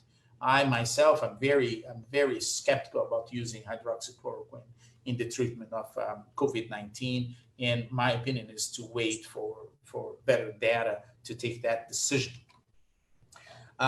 There is also speculation whether hydroxychloroquine or hydroxychloroquine or chloroquine could be used in prophylaxis. There are several studies ongoing. Here we decide to do a different approach. We're collecting data from the rheumatoid arthritis and lupus patients that are already on hydroxychloroquine for their treatment to see if they differ from household contacts in the development of COVID-19. So this also that's been studied in clinical trials that are actively enrolling individuals to prophylaxis using this approach. There is the favipiravir study. This is a drug that's under licensure in Japan by Fuji, and it's a generic drug in China and Russia. And here is a study comparing favipiravir versus lopinavir ritonavir, and there is a slight better outcome in the favipiravir group compared to lopinavir ritonavir. And there is another study out of Japan that also suggested that duration of the fever is shorter in those receiving favipiravir. So this is a drug that's also under large phase 2 and phase 3 clinical trials, especially in Japan. Japan has decided to open access to favipiravir for further usage in the country, but mostly clinical trials results are warranted. There is this story about remdesivir. The first trial that came out is, I'm sorry, this is not Glaxo, it's Gilead. I apologize for the typo. So the remdesivir is a large spectrum antiviral that's been used against Ebola before. There are 5 ongoing clinical trials that are randomized, 2 out of China. One, it's a multi-center trial being conducted in the United States. It's an adaptive clinical trial. And there are 2 other clinical trials that are run by the Gilead itself. It's one for the severe form. The other one is for mild forms. And also the WHO trial is proposing to add 1 arm receiving remdesivir. The results are out only from the compassionate use, and the impact and the outcome of the disease was considered mild, but this is a expanded access program. So it's not the clinical trial itself, and we're waiting for those results come out shortly. We know that a very curious thing that happened last week, there was a leak from the University of Chicago results that led in an impact in even the Dow Jones that day, but the final results are not out there. There is another drug called galidesivir. It's a large spectrum antiviral. Was developed for the Marburg virus and also has activity in vitro against all 3 coronas, SARS-1, SARS-2, and MERS. So we had a clinical study here designed because also has activity in vitro against yellow fever, and we had the study inside to run here in our university here in Brazil, and we morphed the study based on this in vitro results and the safety clinical data from the phase 1 clinical trial in healthy adults, and we're gonna probably start enrolling individuals next week to understand whether galidesivir can also treat COVID-19. Lopinavir, ritonavir already mentioned before in this presentation. There's 1 trial out in the New England Journal of Medicine about a month ago. It was very disappointing because in 99 cases receiving the Calitra versus standard of care in 100 cases, no difference between groups in outcome. So it was very disappointing, although there was a trend favoring lopinavir ritonavir, the community was pretty much not very much enthusiastic with those results. And several other studies have been using lopinavir ritonavir as a comparator, including the WHO trial plus several trials being conducted in China or outside China. There is the umifenavir, the former Arbidol. It's a drug that blocks the early stages of virus replication. There's one study that just came out a few days ago. It's licensed in China and Russia in a retrospective evaluation comparing Arbidol versus Kaletra. There was a decrease in virus replication in the respiratory tract, but just comparing 34 cases versus 16 cases, but no difference in clinical outcomes again. So we need more data to understand whether this could be another approach. I'll move on to antibodies that's been discussed here because there was a lot of debate whether antibodies can be used for treatment. And just to remind everyone, this is the paper that was discussed previously in the session. There is a IgG increase on average being detected, antigen specific for SARS-CoV-2, coronavirus 2 at day 14 or 15 after onset of symptoms. And you can see that the IgM and IgA, although they come up early, they also decrease in titers over the first few weeks or the first month after onset of symptoms. So IgG is floating out there, but we don't know whether this IgG can neutralize. And as been pointed out, this has been shown here before, severe cases seems to have high titers versus those mild cases. But the question is whether this IgG can neutralize, and there is very limited data, but it demonstrates that IgG, more than even IgM, has an R of 1 or 0.99 for the virus against the antibody against the nucleoprotein, or the surface spike protein. There is an R between the binding antibodies versus a plot against the neutralizing titer, showing that there is a pretty good correlation. So those neutralizing antibodies raised the hypothesis we could go back and use plasma from convalescent individuals. And that is coming to the point where the virus binds to the cell membrane, and these monoclonal antibodies or convalescent plasma could block at this level. So here's the idea. This is the spike protein on the left-hand side, and the human receptor, especially ACE2. So having the antibodies to block this connection, so they would bind to the spike protein mostly. So that's the idea. And here's the first idea, is use the convalescent plasma therapy. I know everybody in the world is trying to do that. The United States is putting out a major effort to do thousands of plasma preparations in a large effort to treat those more severe diseases. We have here several hospitals in Brazil starting to use convalescent plasma, but then we decided to understand that question better is to put together a clinical trial. So we put together 5 sites in the state of São Paulo in an open label randomized clinical trial with 3 arms. The first one is the standard of care. The second one would receive from 140 to 200 mL in 1 injection. In the second one, 300 to 600 mL of plasma from convalescent individuals in 1 or 2 injections in 2 days.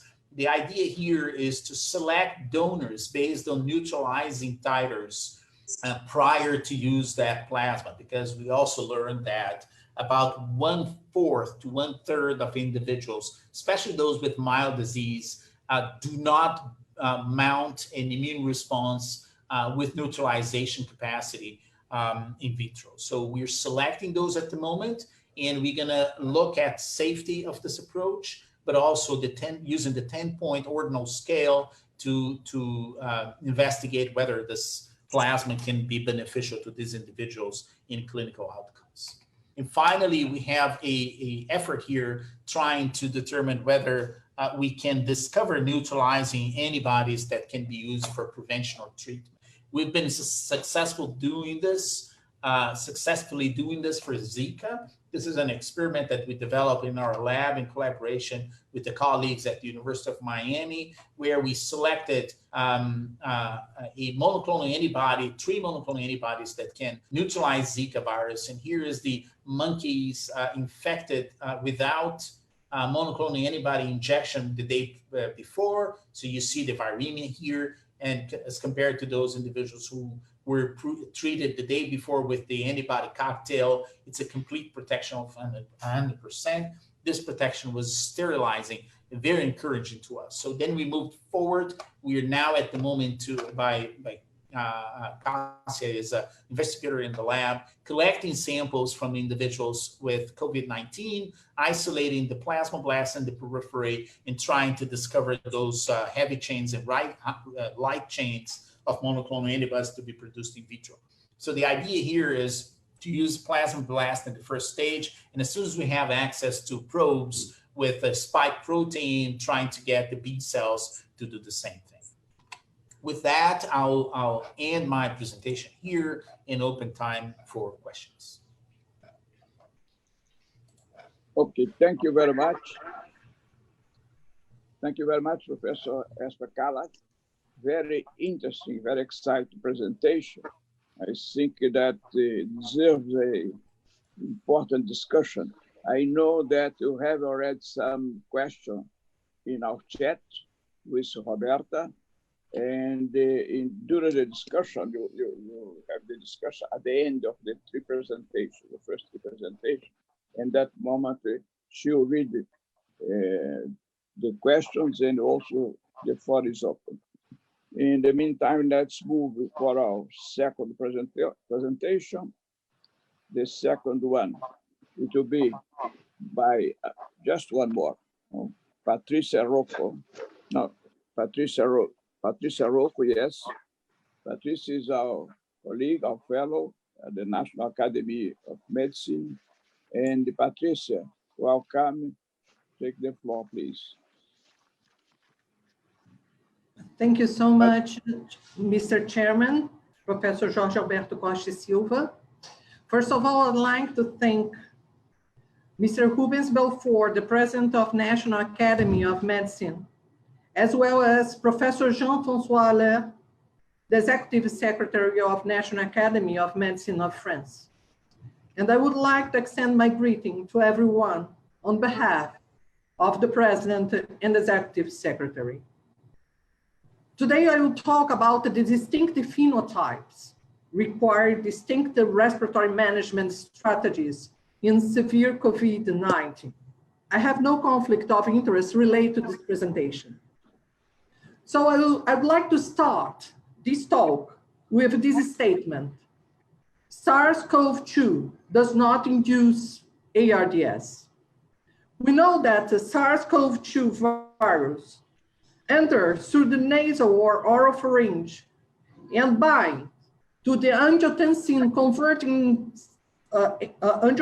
converting enzyme 2 receptors. Here in the type 2 pneumocytes. This is the epithelial cells in the alveoli. And we observe that it triggers a cascade of inflammation, not only locally, but also systemically. And based on this inflammatory process, we have 3 different phenotypes. The phenotype 1, based on the chest CT scan, we observe a multiple focal, possibly overperfusion ground glass.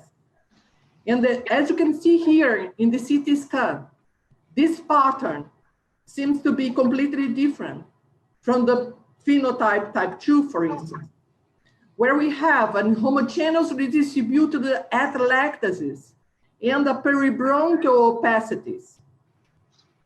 And we also have the phenotype type 3 that indeed resemble the ARDS with a patch ARDS-like pattern.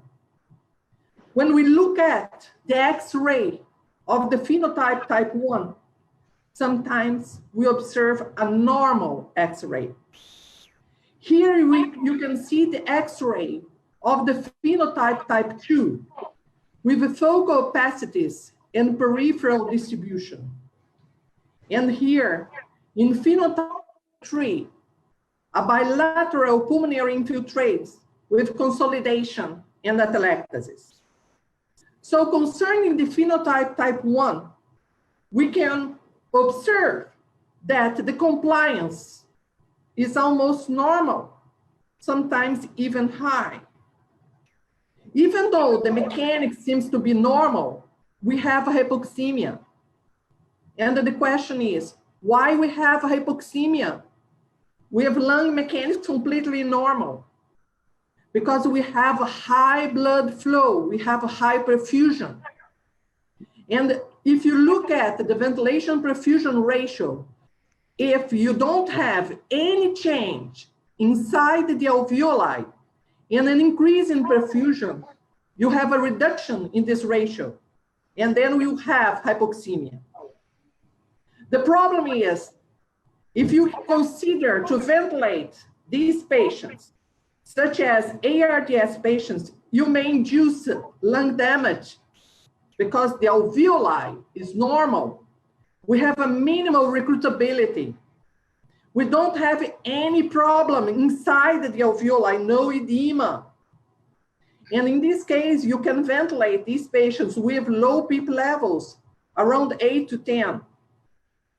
And you can even prone these patients just to improve oxygenation because you have the redistribution of the flow.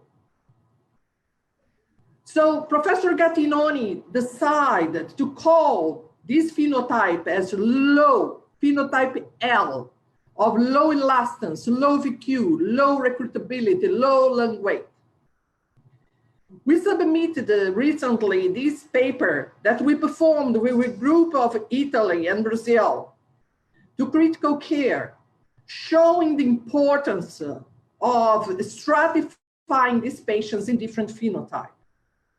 We also observe a phenotype type 2 with low compliance, completely different from phenotype type 1, hypoxemia, and again, the predominance of atelectasis, but no edema. And in this case, we can use high PEEP level. And if hypoxemia persists, you can also use probe position. And finally, indeed, the phenotype type 3, that these phenotype resemble ARDS. 20%, 20 to 30% of these patients present this phenotype type 3. And in this case, you have alveolar edema. You have a significant reduction of ventilation perfusion ratio. And the hypoxemia is determined by the edema, the alveolar and interstitial edema. And indeed, we can ventilate these patients, such as we ventilate ARDS patients with low tidal volume and high PEEP levels. And these patients usually respond very well to prone positioning and sometimes ECMO. Professor Gattinoni called this phenotype as phenotype H, of high elastance, high shunt, high lung weight due to the edema, higher recruitability, and we may use higher PEEP levels. But the question is, do you think the phenotype 3 may be attributed to the assisted mechanical ventilation? And this is a very important issue because CPAP and non-invasive ventilation are the first line treatment when an overwhelming number of patients are admitted in the hospital. And these interventions have often been applied in emergency rooms and usually improve oxygenation. So the doctors are very happy because it improved oxygenation. In contrast, we have an overstretch of the alveoli and the capillaries, and we have a damage of the capillaries. And because of the damage of the capillaries, you may induce more edema. So we call this phenomena as PCLI, patient self-inflicted lung injury. So we may have ARDS because of the high effort induced by non-invasive ventilation in the emergency room. Before these patients arrived in ICU, you have capillary damage, you have more edema, more hypoxemia, and more lung damage. So ARDS may be caused by this mechanical ventilation strategy and not by SARS-CoV-2 per se. And this is one important thing that we are trying to better understand.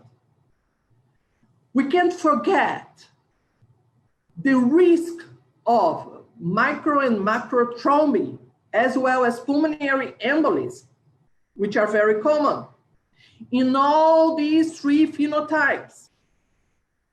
So it's important to daily check the D-dimer in all phenotypes. And it's important to know that treatment should be individualized, focusing on the risk of bleeding and thrombosis.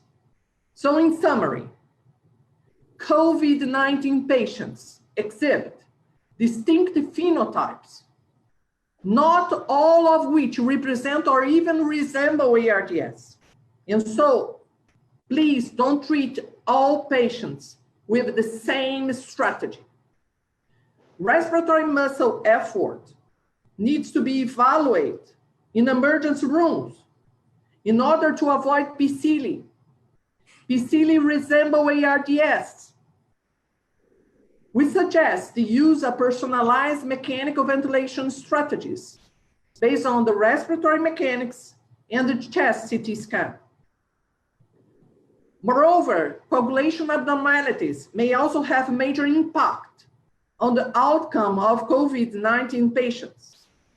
And again, treatment should be individualized based on the risk of bleeding and thrombosis. I'd like to thank the group from Italy that they have been worked hard with us in this different phenotype, the group from Toronto and my group from Federal University of Rio de Janeiro. Thank you so much. Thank you, Patricia. And I think also deserve a lot of discussion about the time short. But anyway, let's see, because we have one discussion now about the three speakers, Annie-Claude, Esper, and you. So the discussion is open. I don't know how to control from here. I know that Roberta has in the chat some questions there. Pablo Roberto can help me because I can see who wants to speak. That's to wave the hand, but I can see from here. Roberto, perfect, Professor. I can help you. Let me Okay. just read the first question from the chat. It's from Professor Antonio José de Pinho, I guess. It says, the use of hydroxychloroquine in late onset of symptoms as the in vitro study show an effect at replicase is a resemble design of efficacy of COVID-19. And we have also Professor Carlos Alberto Barros Franco who wants to make a question, Professor. Esper, you are in the line? Because you had some problem with the micro, no? Yeah, he is having problems with the microphone, so he will not be able to respond right now. So you can move to Carlos Alberto Barros Franco. Are you hearing me? Yes, please go ahead. Yes. Okay. The first one is for Dr. Cranio. I would like to know if in your patient, in your hospital, the patients that you think about the COVID, you test all of them, or you only test the patients that are in hospital? You mean? Okay. No, do you mean, do we test all the patients in the hospital? I mean, in all departments? Is that the question? Yes, if you test all the patients, or including the patients who go home, or you test all the patients that stay in hospital. Okay, so 2 weeks or 3 weeks ago, we didn't have a lot of tests. So the test strategy was very restrictive. Test was restrict to symptomatic patients and with symptoms, which symptoms of COVID-19, but no other symptoms. And also it was not possible to test asymptomatic people. Now we have more tests, and our goal is to have some COVID negative departments. So the strategy is moving toward testing a lot of patients, and all the patients which will be operate surgery, which will go to a surgical department, are now tested, because we would like to keep those departments free of coronavirus. So also we had in our hospital and other hospitals some problem with nosocomial transmission of coronavirus to healthcare worker, but also to other patients, so to patients admitted for other problem than COVID-19. So now our policy in our hospital, and probably in other hospitals, is to test a lot of patients, almost all patients, and almost all healthcare workers. Okay. Inpatients, huh? Inpatients. All inpatients. Yeah. Well, I have another one to Dr. Carlos. I would like to say that the Federal Council of Medicine in Brazil liberates today the use of chloroquine to patients in different moments of the disease, in home, in hospital, and intensive care.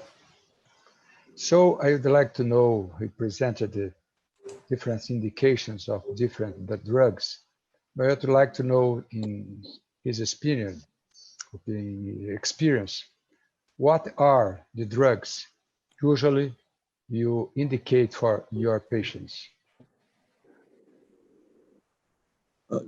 Dr. Callas is not available right now. I think he mentioned the Brazilian Medical Association, but it was indeed the Brazilian Council of Medicine. We do have Lincoln Lopes Ferreira here. He's the president of the Brazilian Medical Association, as well as the Professor Chagas, that is the scientific director of the Brazilian Medical Association, and already communicated with them. And Roberta, why don't you open up Dr. Lincoln Lopes Ferreira's microphone, and he can explain their situation now for our colleagues in France. Lincoln Lopes Ferreira. Yes, Professor. Your mic is off, on, off, on. Lincoln. Hello, my dear friends. I would like, in the name of the Brazilian Medical Association, to say hello to everyone. En localité d'un ex-santé d'hôpital Beaujon, je voudrais aussi saluer mes francophones collègues de France. Thank you very much for the opportunity to be joined, everyone. I'm absolutely astonished with the quality of the presentation. And only one thing that to do, that we are very concerned, we from Brazilian Medical Association, about the clinical studies on chloroquine and other drugs. So it was the Federal Council of Medicine that allows doctors at their own judgment and after warning and had the permission of the family or the sick people to use hydroxy or chloroquine. Because we don't have until now scientific evidence of its action. So in the Brazilian Medical Association, what we've done is a crisis committee with our the scientific director and other specialists, and we try to walk in this very hard path that everyone here presents, only in basis of science and the best evidence possible. So it's the observation is my observation here. And once again, I would like to say my congratulations to everyone who presents, because there is very high level presentation. We in the Brazilian Medical Association are all the time open to the contribution of both French and Brazilian Medical Academy. Thank you very much. Thank you very much. Okay, and the last one would be to... Because I have 5 people. 5 questions. Well, it's an important one to Dr. Patricia Rocco. He showed very brightly the different phases of the disease. But we would like to her to call us. How would you use this medicine in the beginning, in serious patient, in ventilation? Because I imagine the beginning of the disease, you would like to use an antiviral therapy. Another about you can avoid the cytokines like tocilizumab. The other ask is about steroid, and the other one, the anticoagulant therapy. How would you use, and in key phase of treatment, would you decide for one or another? Patricia. Yes. Patricia, there is also. Yes, I'm here. There is also another. Yeah, there is adding to that question.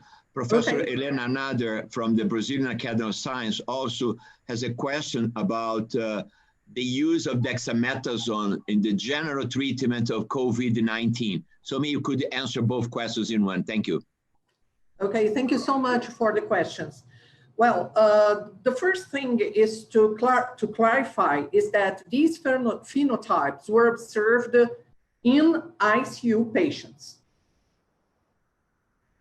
I don't know these kind of phenotypes, you know, when patients start the pneumonia process, for instance.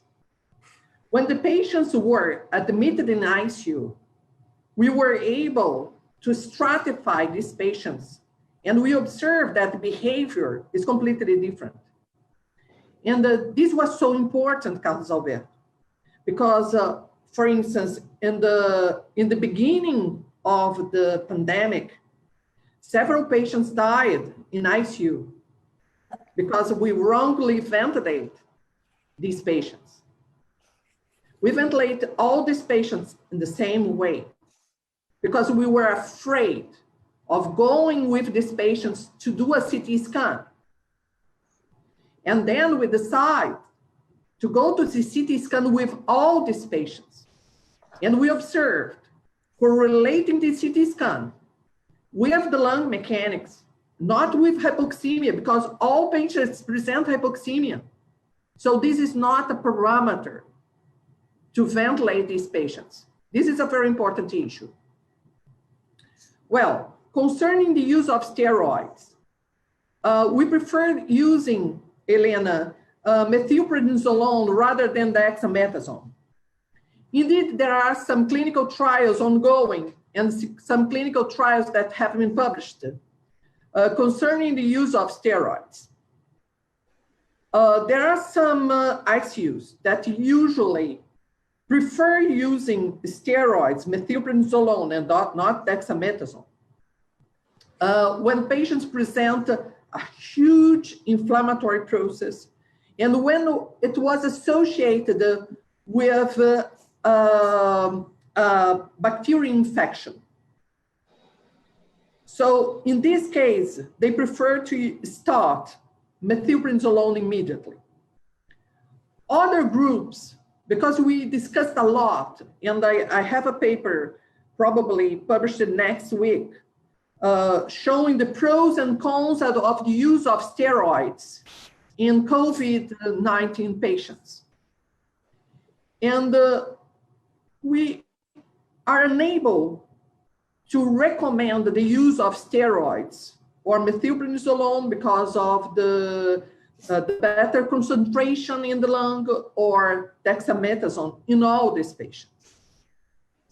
This is a very important issue that we have been worked on to evaluate whether or not we have a biomarker that has been associated with the use of steroids. Another point is associated with the use of anticoagulant. And this is a huge challenge because regardless of we have this thrombotic or hemorrhagic phenomena in severe patients, we have been observed changes in the dimer in patients with pneumonia. So what we decide to do in some European countries, for instance, in Italy, and we discussed this issue with US last week. We decide to start when we have any change in the dimer with heparin and enoxaparin prophylactically. If we observe that there is a significant increase in the dimer higher than 5,000, we start regardless of the phenotype, or we have pneumonia, or we have a respiratory failure, to treat these patients. So of course, this is a recommendation. This is not, we have to have more clinical trials in order to have a perfect position regarding this issue. So I think that I answer all questions. Okay, thank you, Patricia. So as you have been person here, like Walter Zinn, Marcelo Vacinski, Eliette Busquela. So, but now I can see that Mr. President is again back. So I'd like to move to give the floor to Esper because he has some question to answer. And I will give the floor, the presidency now to the President Ruben, because of the time I have here to be present. Sure. Okay, Ruben. Thank you very much. Academician Barros Franco, could you please repeat the question to Esper Calas? He's back. Yes. Thank you. Yes, I can. I asked him about the use of chloroquine. If you, in your patients, usually you use the chloroquine or you don't. Of course, you have to ask for the patient and can explain for the patient that you are using a drug that is not completely proved to be a good drug for treat the disease. But usually, what kind of medicines do you use to treat your patients? Sure. Thanks for the question. So the answer is I do not prescribe hydroxychloroquine to anyone. I've seen some of the patients inquiring about it, if they would like, and I bring my arguments that we don't have enough evidence so far that it would be helpful. And I always raise some of my concerns about the pharmacokinetics of the drug and the properties of the drug as an antiviral and the side effects. And so far, everybody decided not to take it. So at the hospital here, we do not consider this a standard of care. Thank you. Academician Daniel Tabak, please. Yes. Mr. President, thank you very much for this opportunity to talk. And this has been an incredible meeting. So I have two questions, one for Professor Callas and one for Professor Rocco. So for Professor Callas initially, it's something related to the use of antiviral medications and the use of convalescent plasma. And as you described, there is, three phases on the disease. And in fact, we know that the virus proliferates in the first phase, and mostly of the complications relate to the post the first phase when there's a lot of inflammation. So the question really is, if you're going to use antivirals, is that a particular timing for that? If you consider that, because I would say that we don't have any documentation that after that, at least, should we use that parameter when the patients get very sick? And also the issue about convalescent plasma. If we're going to be using it as the infusion of antibodies, shouldn't we be using it earlier? Previous studies on the pandemic and the Spanish flu, that's really a meta-analysis that was published a couple of years ago, showed that there was definitely a better results when they was given in the initially 4 days of the infection. So the question is, when should you time, if you would think on a protocol, when would you be timing the antiviral and the plasma? And for Professor Rocco, the question is the following. It's still vaccine. Last week we discussed about this hypoxemia and dyspnea. And we had that discussion about the problems of the involvement of the carotid body. And it looks like definitely that this disease, it looks more like an endothelial disease because of the receptors. But the problem is, how exactly do you deal with this? Is there a pulmonary mechanism to explain the hypoxemia? And also, I'm going to rephrase the question, this thing about proning. If you have this imbalance, how exactly that would work? Considering the mechanism of hypoxemia in the first phase. Thank you. These are very important questions, but I'd like please to have the answers as short as possible. So go ahead, please, Esper first. Sure. So the antiviral, I totally agree that it's a pleasure to see you, Danielle. It's a pleasure.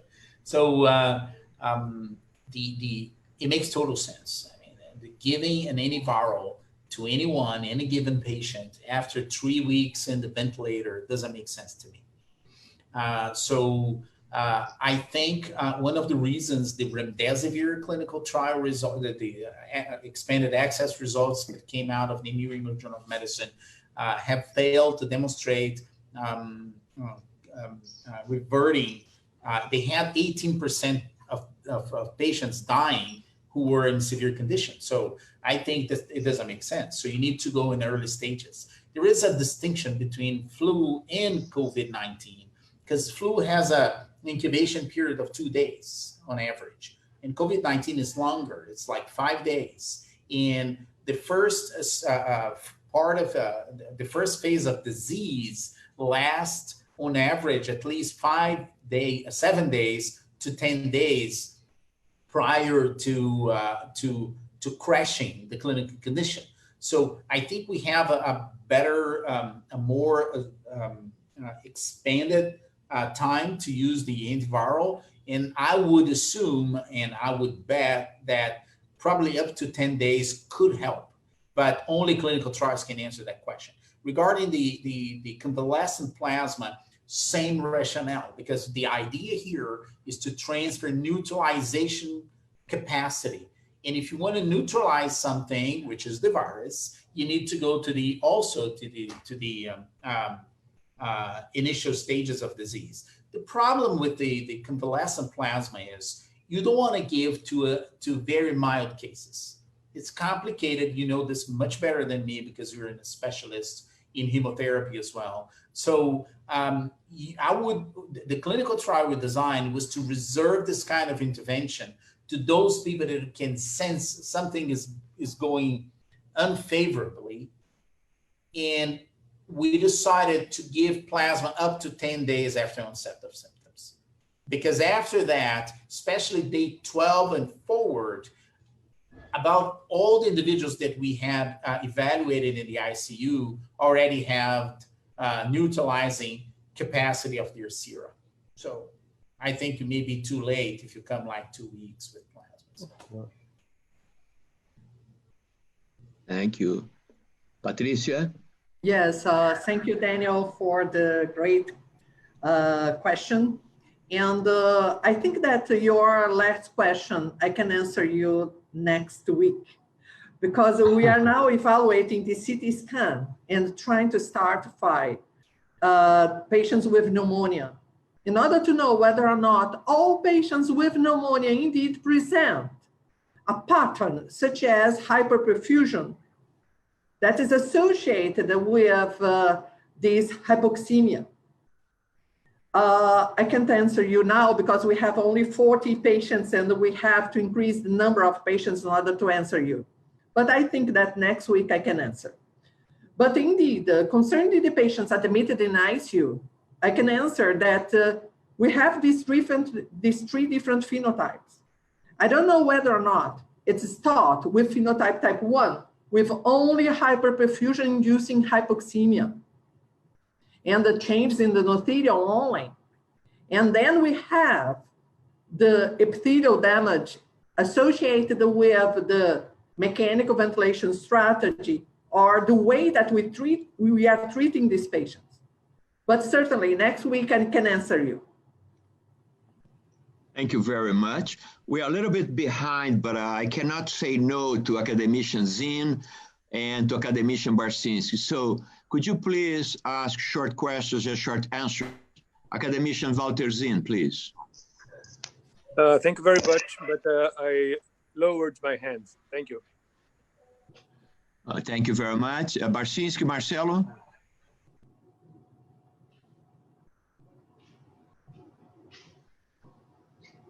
Marcelo?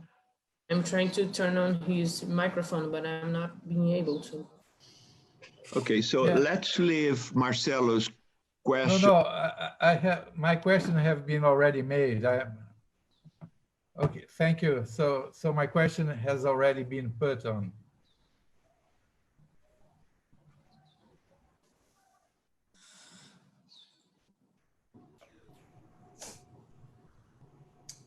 Before tá mudo.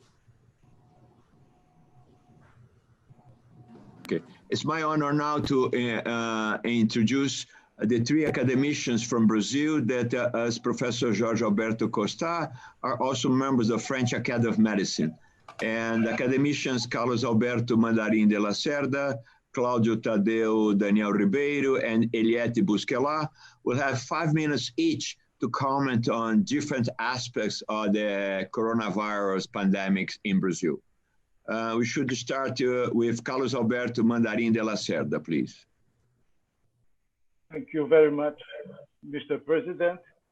Hi for everyone.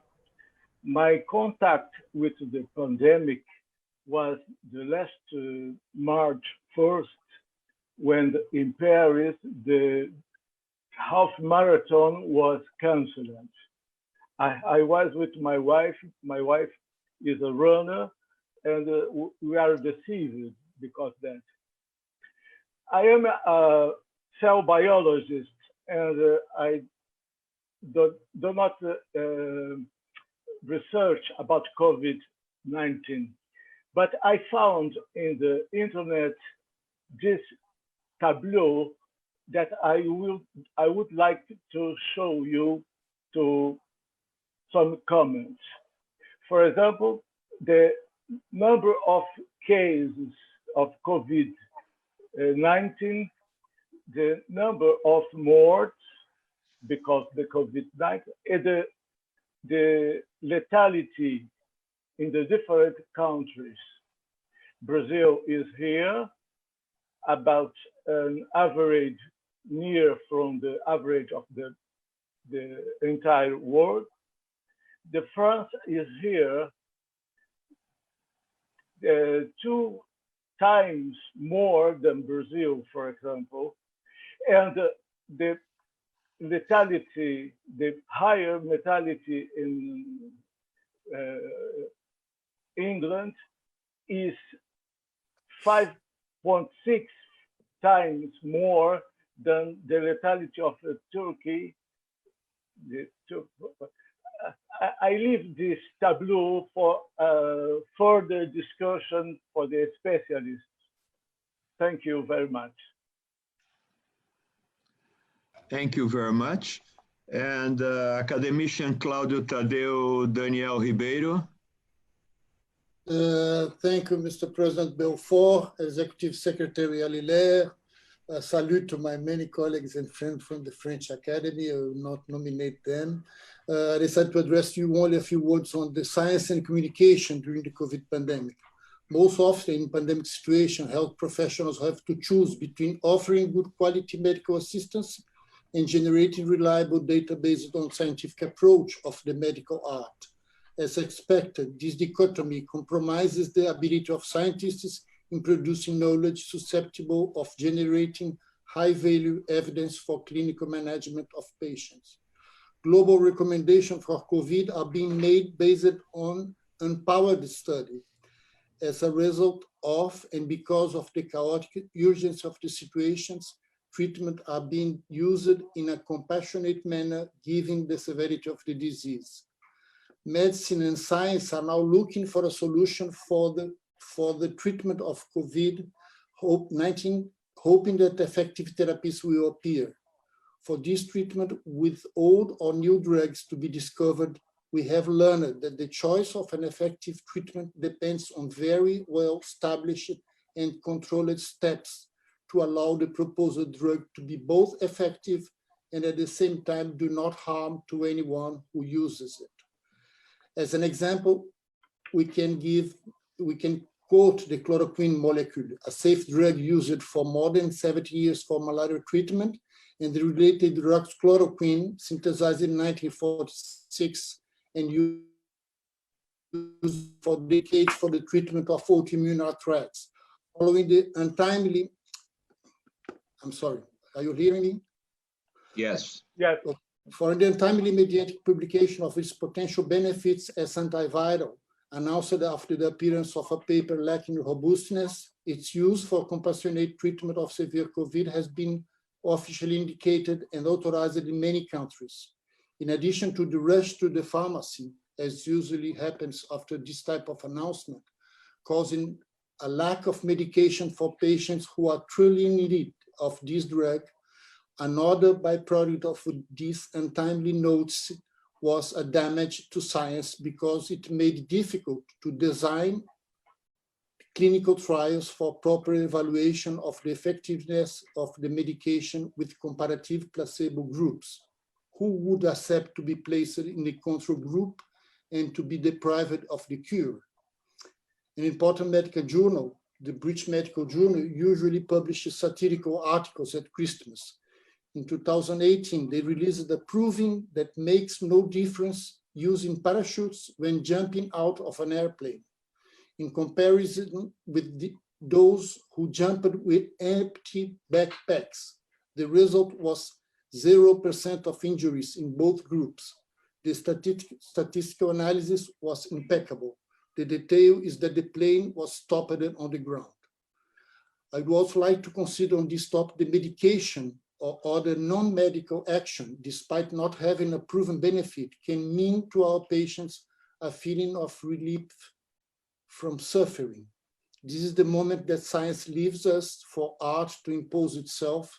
It's a sublime moment in the doctor-patient relationship, an intimate moment where privacy is fundamental and no one can demand that what happened in this relationship be open to public opinion. We can, however, never forget that science is the only valid way to produce knowledge and base for every medical action in diagnosing and treating patients and studying and controlling diseases. One other crucial point for facing successfully a pandemic is the interaction of health professionals with and information of the society. In my opinion, more fruitful communication could be done by involving those directly involved in production of knowledge or health professional familiar with this process. Obviously, the media and the lay press have decisive roles in approximating doctors, scientists, and the population. I'm fully convinced that the best way for them to act is interacting directly with the proper specialists and scientists to obtain the hard data that has to be transmitted to them in a suitable and clear way so that they can transfer the recently obtained information with exactitude. That was I have planned to tell you. Thank you so much. Thank you very much. I believe now that Professor Debré, Professor Jorge Costa is also having technical problems, and he asked me to replace him, sharing this discussion with you. So if there is any question from our French colleagues that you'd like to convey to us, feel free. I'd like to ask the question to the speakers about neurological diseases during and after this infection. We know that much more than the lungs, many organs of the body are involved, and there is also already there are some evidence showing that some patients may develop chronic disease. Would maybe some of you comment on that, specifically neurological disease as well as chronic diseases after the acute phase of the disease? I think I can make a comment. The first thing is what's very notorious about this virus is the fact that it is a mucosa, respiratory mucosa virus.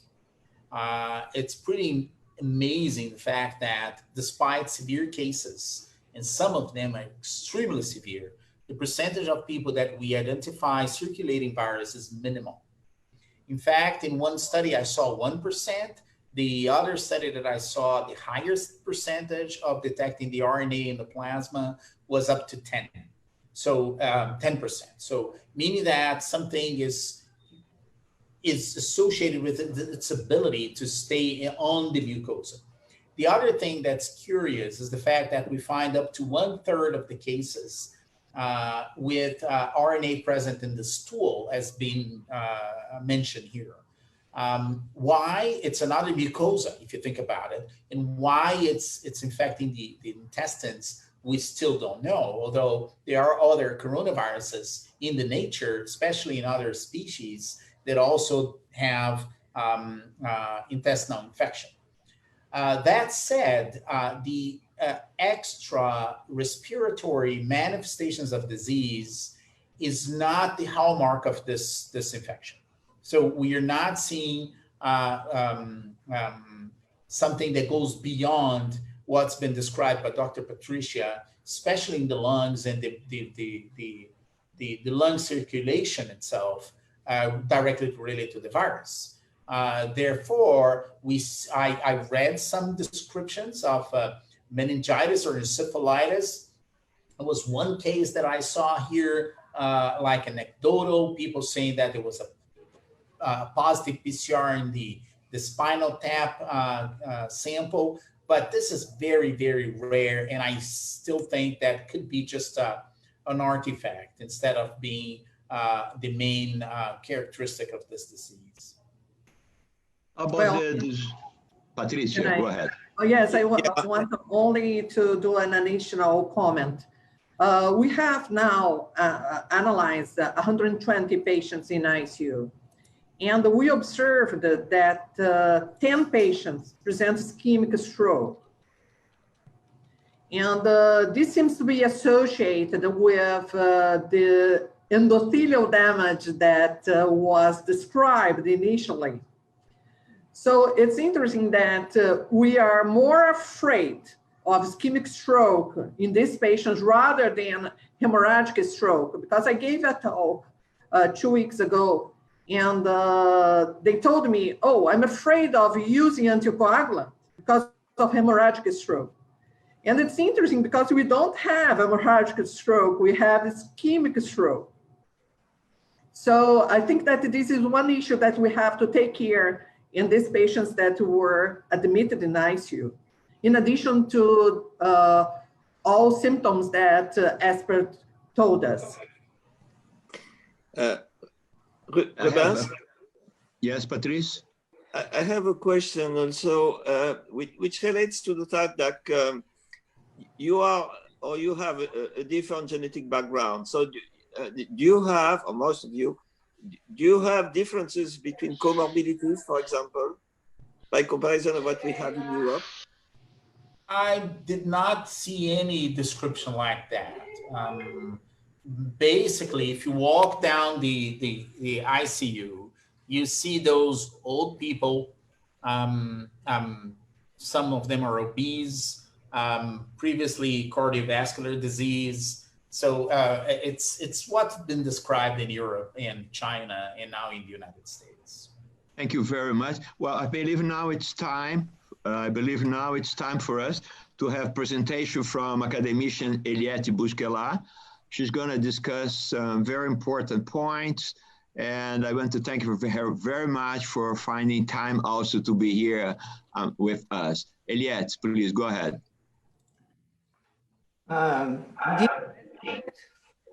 It is a pleasure to participate, and I am very happy to be a joint meeting between the French Academy and the Brazilian Academy of Medicine. I just would like to make a very small point, and that is that we are working together with the group from ICU at the University Hospital at the State University of Rio de Janeiro about the possibility of measuring first endothelial function and in these patients which come to ICU, and as well as the intravascular, microvascular thrombosis into the oral mucosa. This has been used before by the group in Belgium, led by Professor Vincent, telling that when you have a diminution of capillary density in the oral mucosa, this is a very bad prognosis for septic shock in patients at ICU. And we are going to see if we can see the same type of possibilities in looking at these patients. We have just started. And another axe of our new research now is to look at bradykinin, because as Professor Rouzioux just told us, there is an increase in capillary leakage, which we think is due to the bad function of the renin-angiotensin system, which could cause an increase in bradykinin concentration, explaining not only the increased capillary leakage, but as well as the increase in vasodilation, which could complicate the blood flow and could be at least partially responsible for the type 1 phenotype that Professor Rouzioux has presented to us. I would like to ask Patricia what she thinks about this hypothesis, and this is the axis we are working with in conjunction with the COVID-19. Thank you very much it has been a pleasure for me to participate. Can I answer, President? Yes, please. Oh, yeah. So thank you very much, Eliette, for your comment. And indeed, this is a very, very important study. Based on the hypothesis of Daniel and the hypothesis of some researchers in the area, we have to indeed exclude whether or not this is an endothelial lesion. So I think that indeed we have this endothelial lesion. And based on the mode of mechanical ventilation, the effort, because for instance, when you have dyspnea, you have an increase in respiratory rate. And this increase in respiratory rate may induce a stretch in the alveoli, regardless of non-invasive mechanical ventilation. And this increase in respiratory rate may result in the alveolar capillary leakage and then in the interstitial and alveolar edema. We know that because of AC2 receptor in the type 2 epithelial cells, we expected more epithelial damage rather than endothelium. But unfortunately, we didn't observe this kind of stuff in the patients in ICU. So your idea is amazing.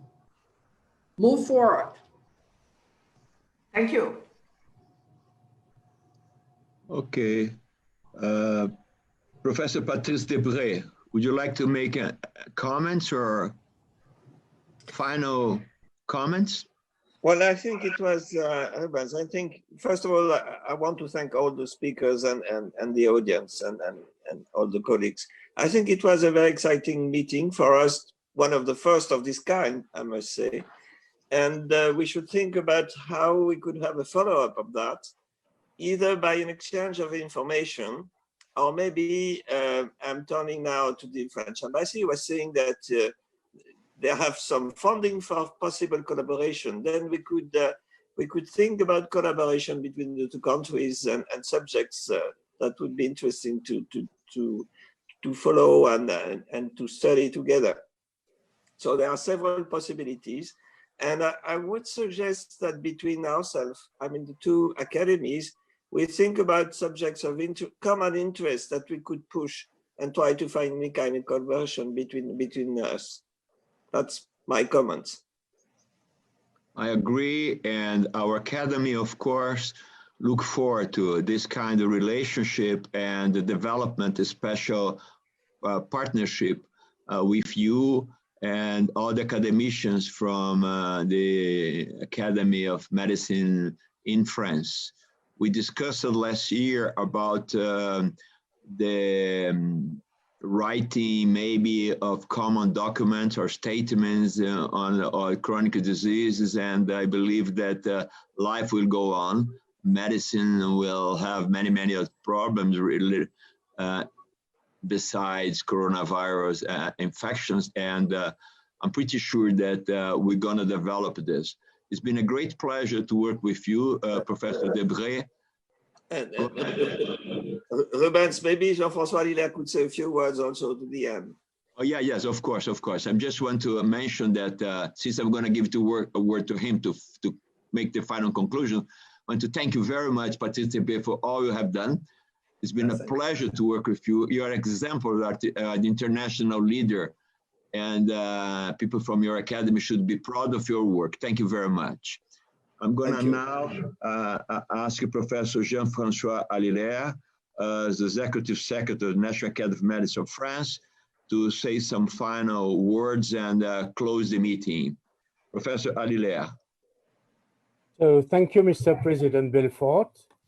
I just have to thank everyone because I think that this video conference was very exciting, and the sharing of experiences in Brazil and in France is very stimulating, I think. And I hope that we will do more, maybe reinforce our exchanges, intellectual, scientific exchanges, and maybe communicate more our mutual experiences, and maybe also have a public statement on what we saw today, a bit of the differences between the evolution of the epidemic comparatively in Brazil and in France. So I hope that we will be able to write something as a conclusion of our exchanges. And I thank one more all the participants, and mostly President Rubens Belfort, but also my very good friend and psychiatrist friend, Jorge Alberto Costa e Silva, for this very interesting meeting. Thank you to everyone. Thank you very much. I'd like to tell you that we had 110 people attended this meeting, plus 50 other people on Facebook. So 160 people showing the success of this educational activity. So thank you very much. And this meeting is officially closed. Thank you. Bye-bye.